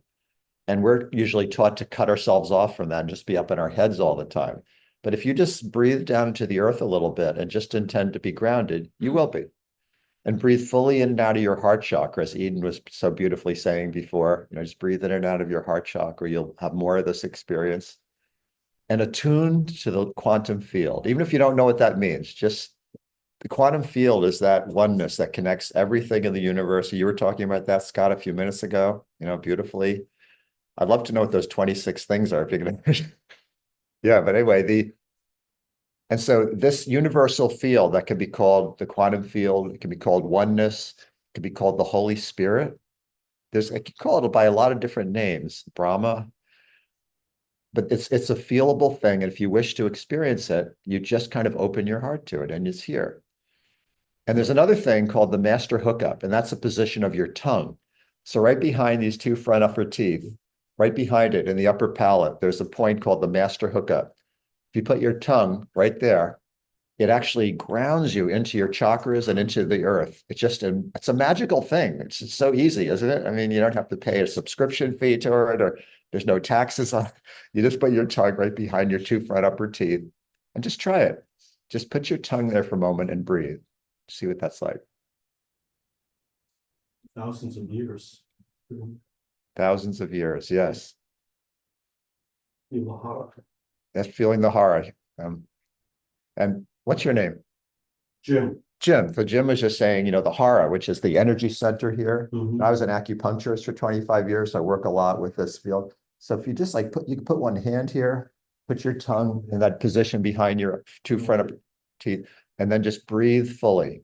And that just hooks you right in to yourself, to your true self. So if you do those things, you'll be more open to the energetic and grace part of this presentation. So today you're going to discover how to transform yourself from a muggle to a magician, if you'd like to be. That's where we're all in that process. So again, I said I'd back these things up with some examples. So actually, I was hoping to project this on this screen, but I found out they didn't have the right cable or whatever. So I'm just reading off my screen. So hopefully that's better because there's less technical stuff to put your mind onto. So there's a woman named Shannon who came to me about 8 years ago. She was at that time in her 30s, and a very bright, kind of talented woman with a lot of consciousness, but she had been going through severe trauma. She had had like this traumatic thing that had to do with, I guess, losing a baby, just flare up because of something triggered her. And she was feeling very wobbled and hard to function. So she came to me for a few sessions, and she wrote this to me, just made a little video and put it on Facebook. And she said, after my first quantum healing session, it was like, wow, this is so different. I've certainly had lots of experience with heart-centered therapy, Reiki, and so much more. But learning about quantum healing and how it can really change in an instant was a pretty miraculous discovery. What I received was a total clearing of these traumatic experiences within 1 to 2 sessions. I'm not exaggerating. It was astounding. I really didn't have a charge around that trauma anymore. It was completely gone. All it really takes is a rewiring of our programming, in a sense, and healing in our energetic field. And we can literally change the processes of how we experience life. So since Shannon gave me that quote, she's gone on to create a coaching company called the Green Door Life, where she now has like 20 coaches under her internationally, and she's training them, and they do like fitness training, dietary coaching, and also helps them open their higher consciousness. So she's a brilliant person, but she had to clear that trauma to open up that higher potential for herself. So the name of the talk is How to Heal Like a Master. So I'm going to give you the short answer first, and then I'll give you a more detailed answer after that. So the short answer of how to heal like a master is, get ready, completely be yourself without doubt or inhibition. If you want to heal like a master, it's not like you have to learn 100 new things or you have to like go into some other state of consciousness, some altered state. No, completely be yourself without feeling inhibited or letting fear will help you hold it down. This is what it's like. Now, quantum healing is opening up a trusting, deeply intuitive relationship with the divine. That, the word the divine, you could use the word God, Christ, whatever word you like is fine. But there's this infinite source of everything. When you learn to trust that and not trust your own mind, not trust all the techniques you've learned. I was an acupuncturist for 25 years. I learned so many techniques, like where to put the needles and how to diagnose and how to use the electrotherapy and how to bill insurance and all the things. But no, just a pure trusting relationship with the divine, miracles happen. And I'm not exaggerating to use the word miracle. And that's not hyperbole. I'm saying literally, I've experienced so many miracles just in the last week. So that's what it takes. So I want to say something about the word light worker. Does anybody here consider themselves a light worker? Like at least one person does it.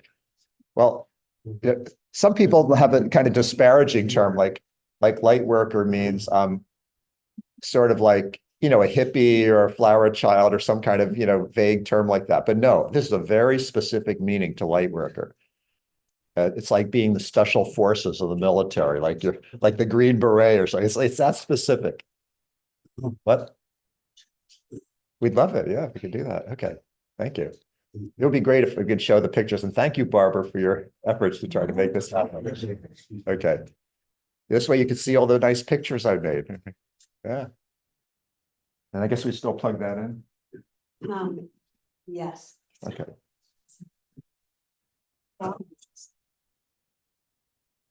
Okay. And I'll just keep talking until they get that going. So light worker actually is someone who really cares about raising their consciousness, cares about healing themselves. It's not satisfied just to kind of live in the fear-based programming they grew up in, and says, I'm willing to do what it takes to, like, free myself from this and help other people to free themselves. That's a light worker. It doesn't have to look, you don't have to be like an energy healer. You don't have to be some special profession. You could be a housewife taking, at home, or somebody taking care of young children, or a dog trainer. It doesn't matter. It's just that you have that desire in your heart for you to be free and help other people to get free. I guess that didn't. Okay, it's not working. It is? Can we go to the next room? Okay, all right. Anyway. Anyway, so right now we're living through extraordinary times.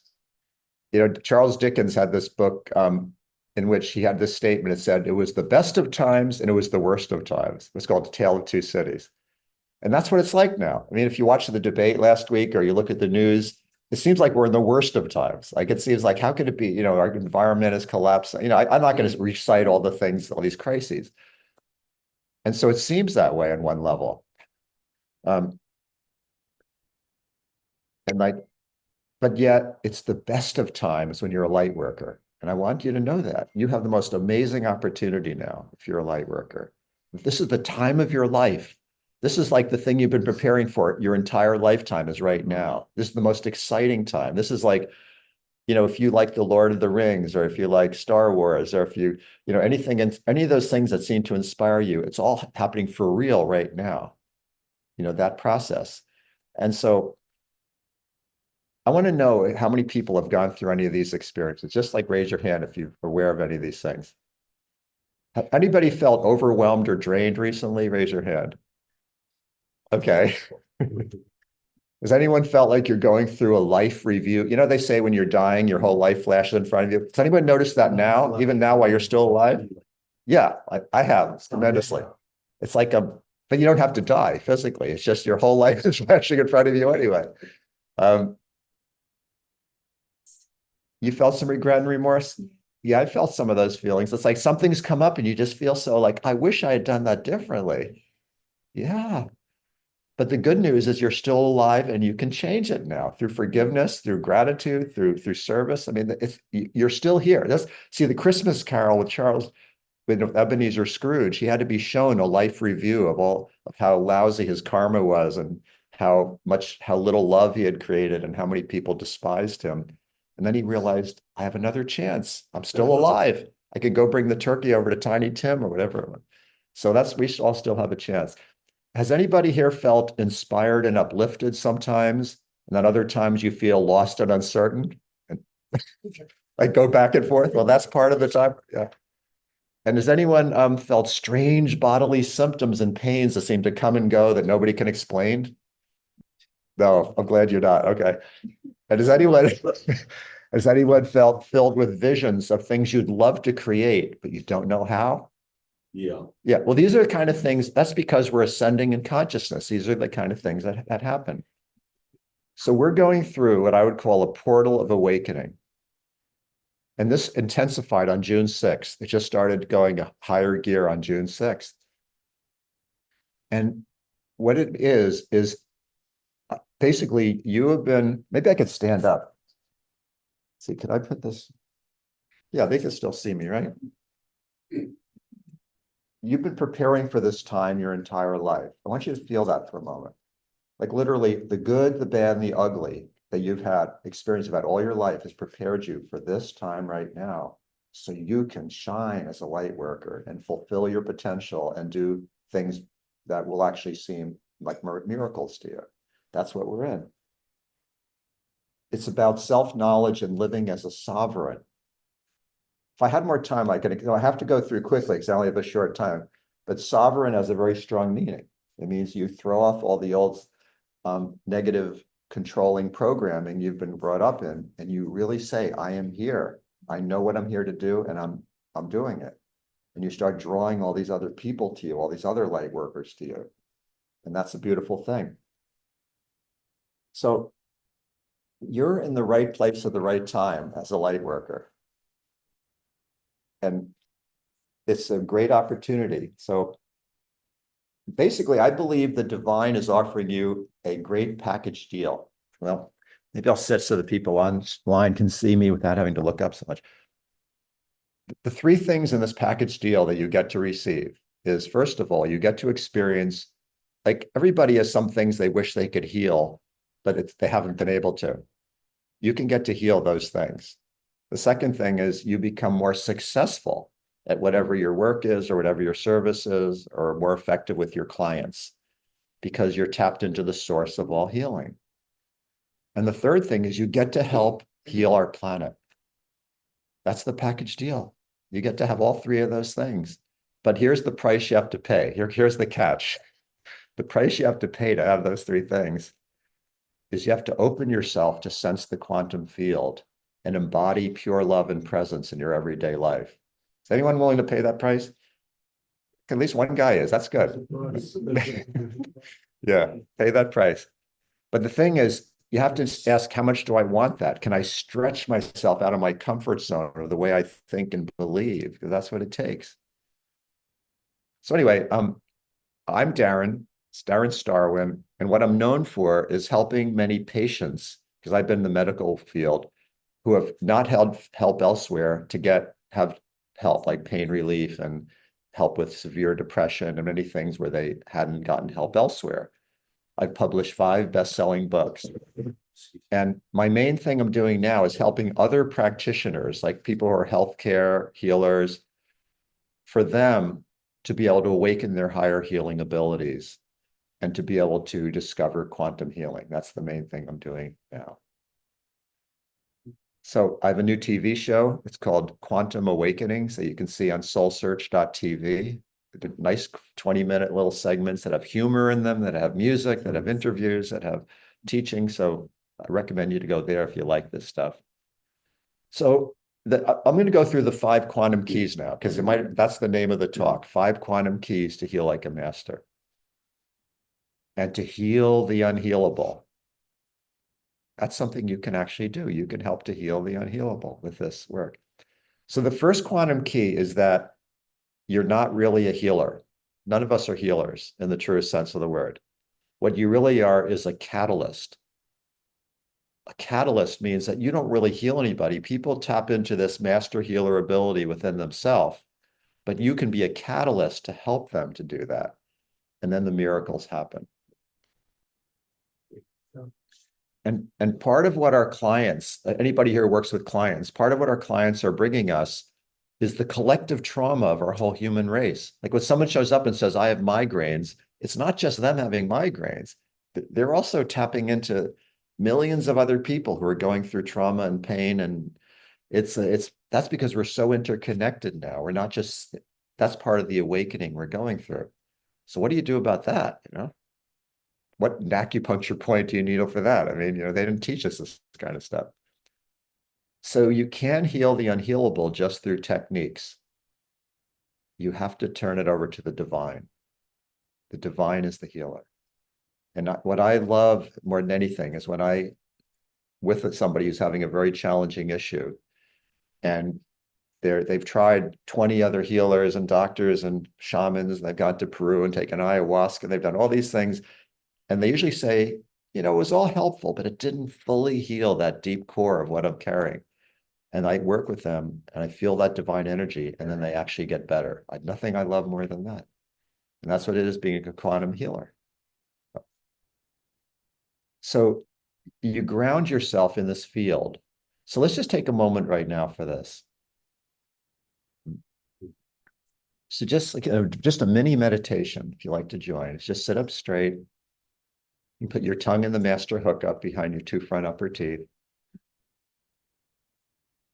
And just relax, nothing to do. And just tune into your heart center. And call all of your energy back into your own body, because we are mostly dispersed most of the time. That's the way we've been trained to be. So all kinds of digital devices, and your plate is overfull with too many things to do. Just call all that energy, just say, I call it back into my body now. I call all that energy back into my own body. Then take another breath in and breathe some of that energy down to the earth.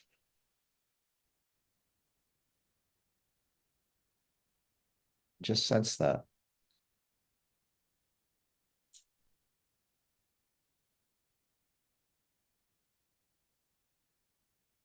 Now, I am, when I say I am, I don't mean Darren, I mean the I am presence, the divine presence. I am offering a quantum activation now, which is something that kind of accelerates your awakening and attunement. So if you wish to, you could just open yourself to that field.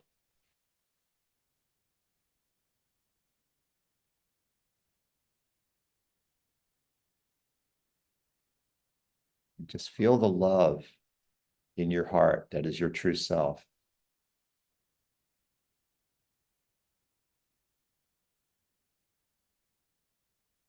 And by tuning into this field, this quantum field, this allows you to raise your consciousness and awaken your intuition. It's always been there. It's just been blocked. It's just been shut off in many ways. And you can perceive the real, often hidden causes of pain, depression, disease, and people who are held back in their life in various ways. Instead of just seeing the surface, you can see the deep underlying reasons people have these things and help them to shift it.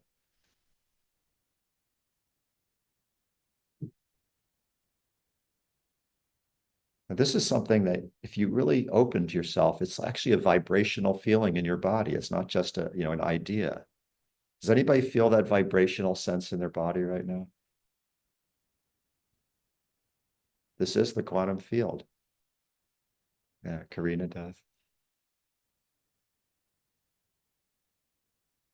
And the most powerful healing going on our planet happens in groups right now. It happens in community. It's not so much the time for like one person giving one person a healing. That's still happening. Of course, that's important, but the most miraculous healing happens when we get together in these groups of light workers and we bring in this quantum field, and then there's like a multiplication effect of the healing, and it spreads out to all life. That's the way it works now. So I'm going to give you, this has all been very kind of, theoretical. Let me give you some practical example. I had one of my students referred one of her clients to me. And this is a woman who was very physically fit, really good health in her 40s, had a very successful job working with these corporations. But she had fallen down 2 different times within a month and gotten hurt, which was completely not normal for her. And she said she felt drastically out of balance, wasn't sleeping well. And when I asked her about what she'd been doing, she said, well, I did date 2 men in the last year who were using drugs. A lot of people using drugs have different kinds of weird energies in their field or something like that. And she was looking for some kind. So my student felt she couldn't clear her, felt it was too difficult for her to do it. So she referred it to me. So when I evaluated her, I found out that this woman had actually taken on negative energies from these boyfriends that were still hanging out in her field, and that she had somehow agreed to it. We don't realize it. We make agreements to do these things without even remembering it on a subconscious level, because she had an open heart and maybe she wanted to help them or something. So she took on some of their dark energies. So during the quantum healing session, we worked with this quantum field to clear those out, which they went, aligned her energy, or what's called her assemblage point, and balanced her chakras. And then a week later, I spoke to her and she said, I feel much lighter, much less pain in my body. I feel much clearer about what I want in my life. My boundaries are much better. No, all those things happen because she cleared that energy out. So that's an example of a quantum healing session. Now, I want to say how the quantum key number 2 that I want to talk about is how to actually be a quantum catalyst.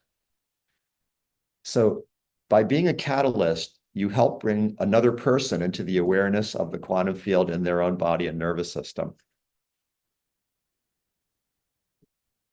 So health is a very high vibration. And so when you bring this high vibration into the body, sickness and pain and depression can't stay because those are low vibrations. So they just tend to dissolve. And so when higher light is transmitted in the body, they fall away. And so this positive energy moves through you. It actually affects your body through what's called epigenetics. And if you go to my TV show I mentioned on soulsearch.tv, there's a whole 20-minute episode about epigenetics and how you uplift your frequency through that. But it basically means whatever input comes into you is going to just change your body. It remodels your body through the DNA, through which genes are expressed in your DNA. So that's called epigenetics. It's remarkable. So that means even if your parents had cancer or heart disease or diabetes, and you don't have to inherit it, you can shift that pattern through epigenetics. Or if you've been stuck in a certain pattern, you can shift that through epigenetics. Okay, that's now quantum key number 3. This is if anybody that works with clients, this is a 30-second thing you can do to put yourself from a muggle into a magician. Does anybody want to hear that? Yeah, 30 seconds, not too bad. The first step is called a purity blast. If you ever want to clear a space, and the way you do that, if you want to join me, you just put one hand like this and just say, I now command a purity blast. You could use different words. That's the words I use. And just imagine a vortex of light moving through the room, just like a little tornado. Shh. Let's try it again. I now command a purity blast. I could just feel it. It's just like a vortex of light just went. Whoosh. Because while you do that, keeps you in the presence of that to start. Stay in the presence while you're doing that. Yeah. But yeah, that's right. Thank you. Keep your tongue in that position. Up. It works. Great. That's it. That's good. So keeping your tongue, staying in the breathing, staying within your body, and then do the purity blast. Yes, thank you for that. Okay, the next thing, which I mentioned earlier, is call your own energy back in your body. And you can just do that silently. You don't just say it out loud. You just silently just say, I now call all my energy back into my body. 1 second. And you just feel more presence. And then whatever you're going to do in your work or your client or whatever it is, it's gonna go better. The third thing is an intention. So when you're ever working with anybody for any purpose, just make an intention in your mind very briefly. Like something like, it is my intention to be a clear vessel of miraculous healing and renewal for the greatest good of this client, myself, and all concerned. Something like that. And when you create that intention, it lines up all the powers of the universe with you. And the fourth one, which is really magical, it's totally non-muggle, is align with your healing team. Your healing team is, you might call spiritual guides, or the Christ consciousness, or the Divine Mother. I mean, there's different, names and aspects of it, but I know when I do these quantum healing sessions, clearly there's a team of amazing beings working through me and doing this. You know how I know the difference? Because there's been some sessions where I forgot to do it. I forgot to invoke my team. I just was kind of in a rush. I don't have time for that. And I just did my treatment and it was good, but it wasn't magical. It was still good, but it wasn't magical.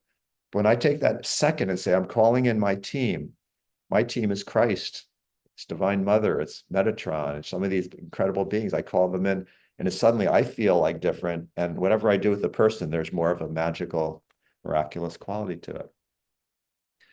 How much, how long it takes you? Like a half a second. Is it worth it? Yeah. Is it? Yeah. And then the final step is attune to love. So I was going to review those steps one more time. So this 30-second ritual is purity blast to clear the space, call your energy back in your body, make a simple intention, and then connect with your team. Then whatever you do, you're not a muggle anymore. Now you're a magician. Okay, quantum key number 4 is identify and develop your superpowers. Does anybody here know that you have a superpower? Yeah. Well, like Tangela clearly has developed some of her superpowers, who runs this expo. Her superpower to bring all these amazing light workers together and create all these connections and help people be more successful. So I've written this book called Awakening the Avatar Within. And there's a whole chapter in here about how to recognize and awaken your superpowers. There's like so much else in here. Like it's basically the whole workbook on how you live as an avatar, how you bring out your your quantum healing abilities and, so much more the science behind it. And basically the way you recognize your superpowers is you look at what you're already good at, and then you raise your frequency and then put yourself into positions of service to other people. When you do that, your superpowers emerge. So, I mean, it's much more than I can say in 1 or 2 minutes, but the book explains it very clearly. Okay, quantum key number 5. If you want to heal like a master, is to learn the master tools of quantum healing. So at this time, when you work with groups of people who are also developing their quantum abilities and developing their superpowers, there's a tremendous amplification. So since I don't have this to show you, I have some pictures here from my last retreat. We had a retreat in last February, and Angela, who's in the back, was here with us. And Karina was here with us at that retreat. And Odysseus, who's in another room, was with us there. And that was just amazing, miraculous experience. We got together for 4 days and we were working on these quantum methods, and we had a lot of dancing and fun and hiking and, lots of fun. People had all these breakthrough experiences. And I also lead courses called the Quantum Master Course. It's for people that want to learn this, where we get together on Zoom on a regular basis. You learn these methods, you practice them with other people, and you actually can then start using it on whoever your clients are. So if anyone's interested in any of those things, I can get that information to you. And Karina, would you pass the clipboards around, please? We have clipboards. If you want to, there's 2 things I can offer you if you put your name on there. One of them is that there's community gatherings that we have in person and on Zoom, most of which are free of charge. Like every Tuesday morning, we have a quantum meditation, which is gorgeous. People love it. The numbers are increasing like every week of that. And then there's other things like that going on. And also there's actual courses for people that want to study this. So if you put your information down, you can check off what you're interested in, and then you can get that information. I did have 2 clipboards. Can they both go in? Okay, good. Thank you for doing that. Now I want to read another quote. This is a woman named Kaisa, who's an acupuncturist who took my master course last year. And she was a very left brain kind of muggle kind of acupuncturist. I mean, very skilled at what she did, but, not that open to the spiritual side. But she wanted to be. So she found me somewhere online and took this course. And here's what she wrote. She just didn't write this. She just said it to me on a phone call. She said, I feel completely different in a really good way. Just a whole other level working with my patients. I'm sensing more of what my patients are experiencing on an energy level. But overall for myself, I just kind of took off and went to another level with my work. And it's really amazing. I just feel another level of intuition working with my patients. It's a lot clearer. And their treatments are even more effective and faster. And I have a bunch of those. So nothing I've been sharing with you today is really theory or ideas. These are all actual experiences and clinical methods that my students and I have used to create transformational breakthrough results. So quantum healing is actually a system that's based on thousands of hours of clinical experience and science. So how much time do we have left, Scott, before this is over? It is 11:40. Yeah, 15 minutes. 15 minutes. Okay, good. So let's have some more of the experiential here. And again, I really appreciate you showing up here and being interested in this. So I actually have some music I can put on that I think you can hear from my computer speakers at least. That really will help with the meditation.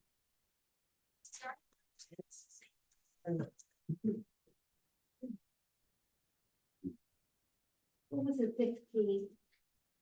The 5th key was learning the actual methods of quantum healing.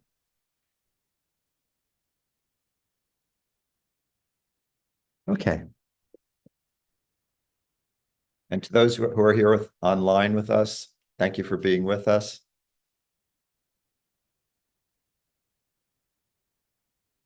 So again, I'll just say one more time, call your energy back in your body. This is something we really need to do a lot of, because we've been taught all our life to be out here, to be dispersed, to be trying to take care of everybody else. And be worried about all these things all over the planet and, have too much on your plate and all these things. So just say, I call all my energy back in my body. If you wish to do this, put your tongue in the master hookup, sit up straight, breathe fully, and relax.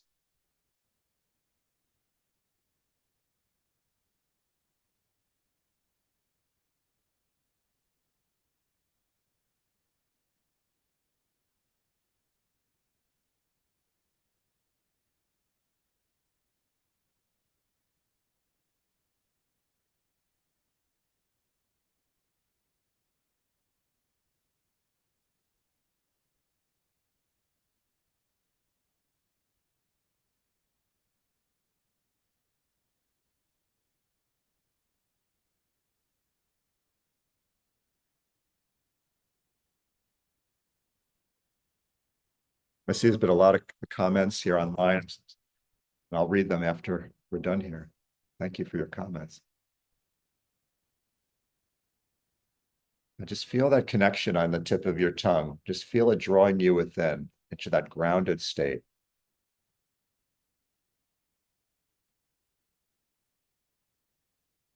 And I suggest that you tune into the desire that's in your heart. What do you really want?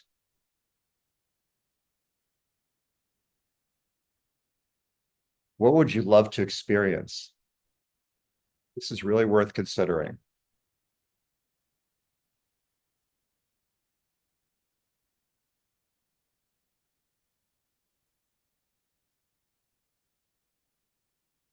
If you didn't believe what you want is impossible, what would you want to do? What would you want to experience? If your dreams that you were dreaming about, you didn't say, oh, I'm not good enough, or I don't have what it takes, or I'm too old, or I'm too young, or I don't have enough money, or if you just put all that stuff aside, just what you'd love to experience, just take a moment to reflect on what that is.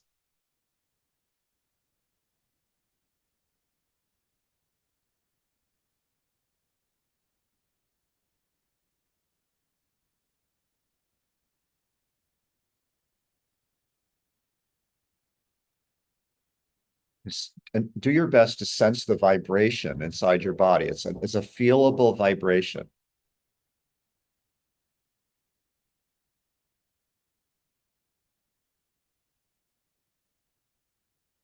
Most people don't take the time to feel inside their body unless they're either in pain or having sex. Those are the only two times they ever, or they have indigestion or something. But no, there's a beautiful like field in your body that you can learn to just be so nurtured by. It's the quantum field.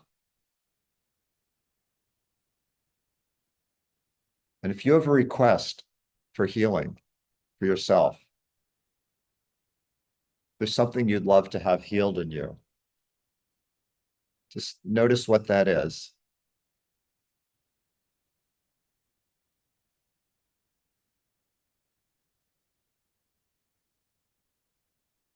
And you can ask yourself, where in my body am I most tapped into that issue or problem or pain? If you have pain in your knee, it's pretty obvious where it is. But if it's more of an emotional imbalance or broken heart or something like that, you just ask yourself, where in my body is the entry point to that feeling? And put the palm of one of your hands over that area. Keep breathing fully.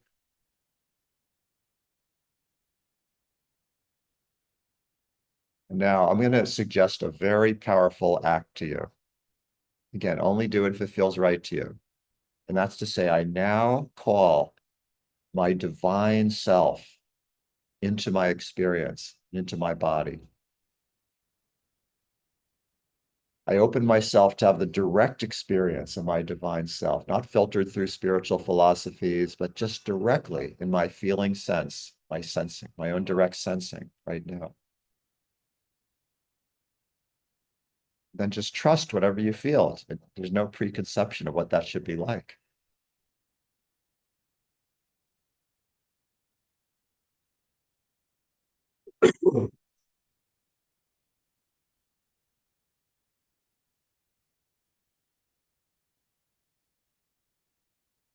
And then there's something, how's the healing works is that connect that sense of your divine self, however you notice it, with that part of your body that connects to the pain or the issue that you want to have healing for.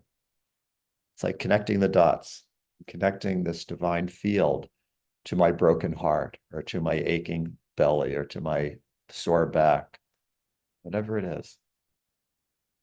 Allow those two to meld and merge. It's called spiritual alchemy when you allow those two to really blend together.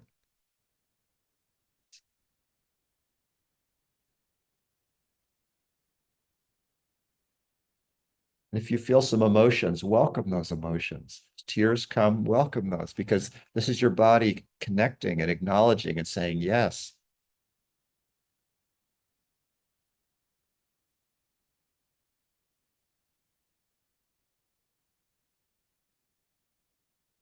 Just relax even more. There's nothing to do here. This is all just allowing.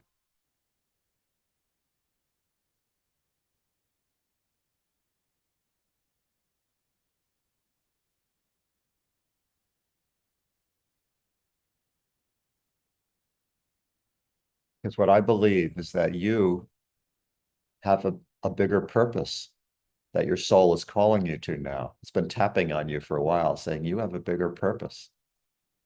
And this is the time for this. And there's some part of you going, but I'm afraid.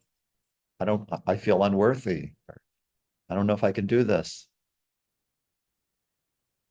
So just know that those are illusions.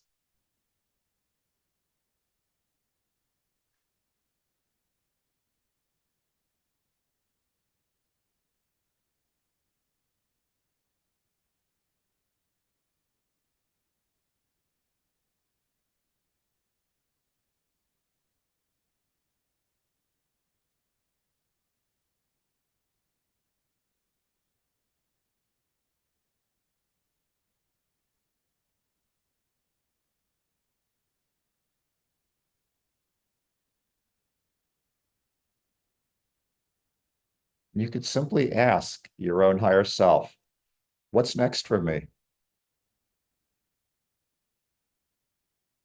What do you want me to do?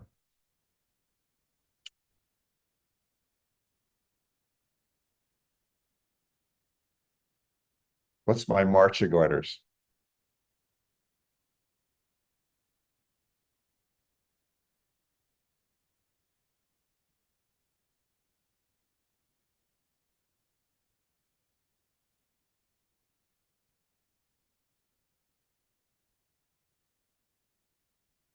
So to sum up everything I've said today within this meditative state,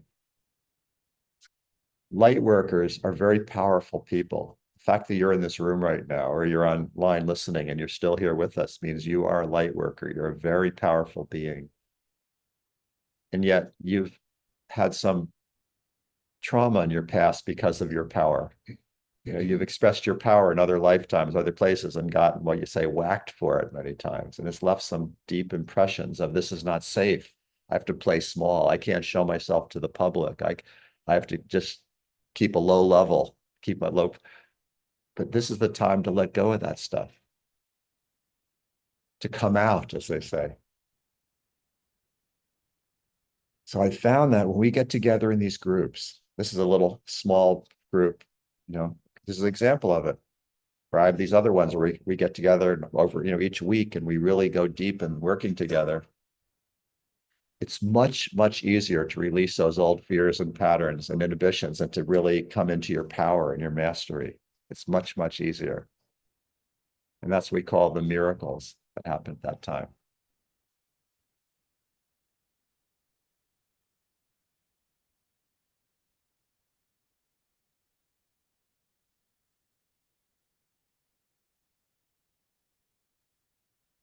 So I think probably need to bring this into a close. You got to prepare for the next speaker. But just know that this quantum field is always with you. You don't have to be in this room with you take it with you. And every Tuesday morning we have a quantum meditation at 8 a.m. Pacific time that goes for 30 minutes. And these are really gorgeous. If you put your name on the clipboard and put your email and you write it clearly enough so I could read it, I'll make sure you get the invitations to that.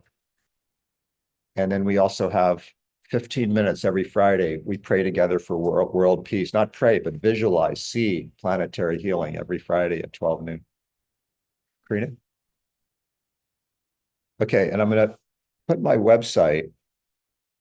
Thank you. If you want in the chat here, and I'll also say it to you here. It's www.drstarwyn.com.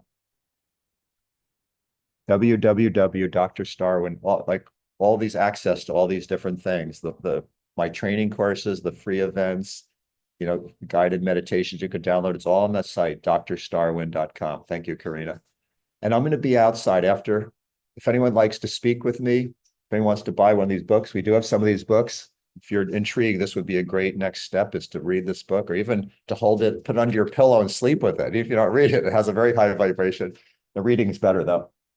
I'll be out there afterwards. So thank you for coming. Thank you so much. Thank you, Scott, for making this possible and for Say hello to our audience. yeah, and to everybody who's with us and came on here. I really appreciate you coming and taking your Sunday morning to be with us.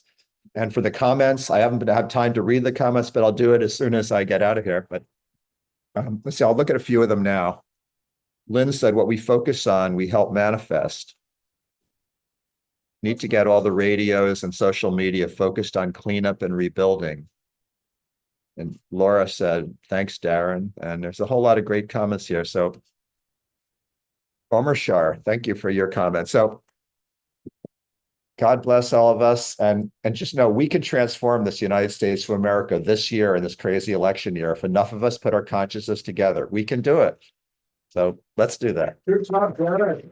Thank you. Yeah. Well, hello, Sacred Sunday audience. There's Tangela still there and Omashar is still there. So I'm going to bring them both up. We're going to, everybody's kind of leaving the room and more people coming in. There's lovely Karina. What a beautiful return to the Sacred Sunday show we've had today. And Tangela, let's do this on a regular basis. Let's start. We have so many events coming up in the Bay Area, so let's plan this together and bring back Sacred Sunday, because I love gathering. Of course, we love gathering in community, and to do it both with in the live and then the online community. It's amazing. It's amazing. It is. It's really fun. The hybrid experience is happening. So, and next Saturday night is another Soul Search Awakening World show. Yes, definitely. So we'll all be together for the Soul Search Awakening show on July 6th. And for all of you, thanks so much for tuning in and joining us for this beautiful Sacred Sunday show. I did put in the chat that you can watch Darren's show on soulsearch.tv, Quantum Awakenings. If you guys have not checked it out yet, it's totally free to watch. Just go to soulsearch.tv or download the Soul Search TV app on your Roku, Amazon Fire, Android TV, Apple TV, or on your mobile phone. And you can watch his show and many others. But I love Darren's show because it has comedy, it has music, it has teachings, it has transmissions. So definitely check it out. And if you want to keep watching the next speakers, we're going to close out the Sacred Sunday show, but you can continue watching on the Soul Search Facebook page or the Soul Search YouTube channel as well. So you guys can do that. We'll have those online, where Scott has been our inspiration to start doing these live streamings, which I've always wanted to. So thank you, Scott, for being the inspiration and the catalyst, talking about catalysts for this. You're on mute, Scott. Turn your mic on, brother. You're still in. You want to do another song to close us out? No, I won't, because I've actually packed it all up. I was actually gonna go outside in the sunshine, and Darren was so engaging and his information was so pertinent to me and powerful. I chose to stay and be present with it all. Well, I actually have turned my keyboards off. All right, well, then we're going to wrap up the Sacred Sunday. We'll see you all on Wednesday night for the Awakening World. It's going to be a really good one. We're doing a book launch for a very fascinating book. And the next Saturday night, back with Tangela and Omashar and Soul Search TV luminaries, including Kalina. So it's going to be really, really beautiful. Wonderful. Well, thank you so much, Scott, for joining live. Hope you have fun at the expo, seeing old friends and new. And Omashar, thank you for all your beautiful music today. It was so beautiful. And Angela, everyone you are for an your inspiration. awesome energy and just coming together. Happy Sacred Sunday, everybody. Namaste. Hey. That sound like. That's Tangela. I just wanted to say hi. Oh, Sweetie, I'm here. Good to see you, darling. How are you? Getting ready for the next talk? Yeah, yeah. All right. Wonderful. And Jasmine Bear and Barbara's dog are here now planning, so. Oh, that's so fun. Winston and Jasmine. I love it. Okay.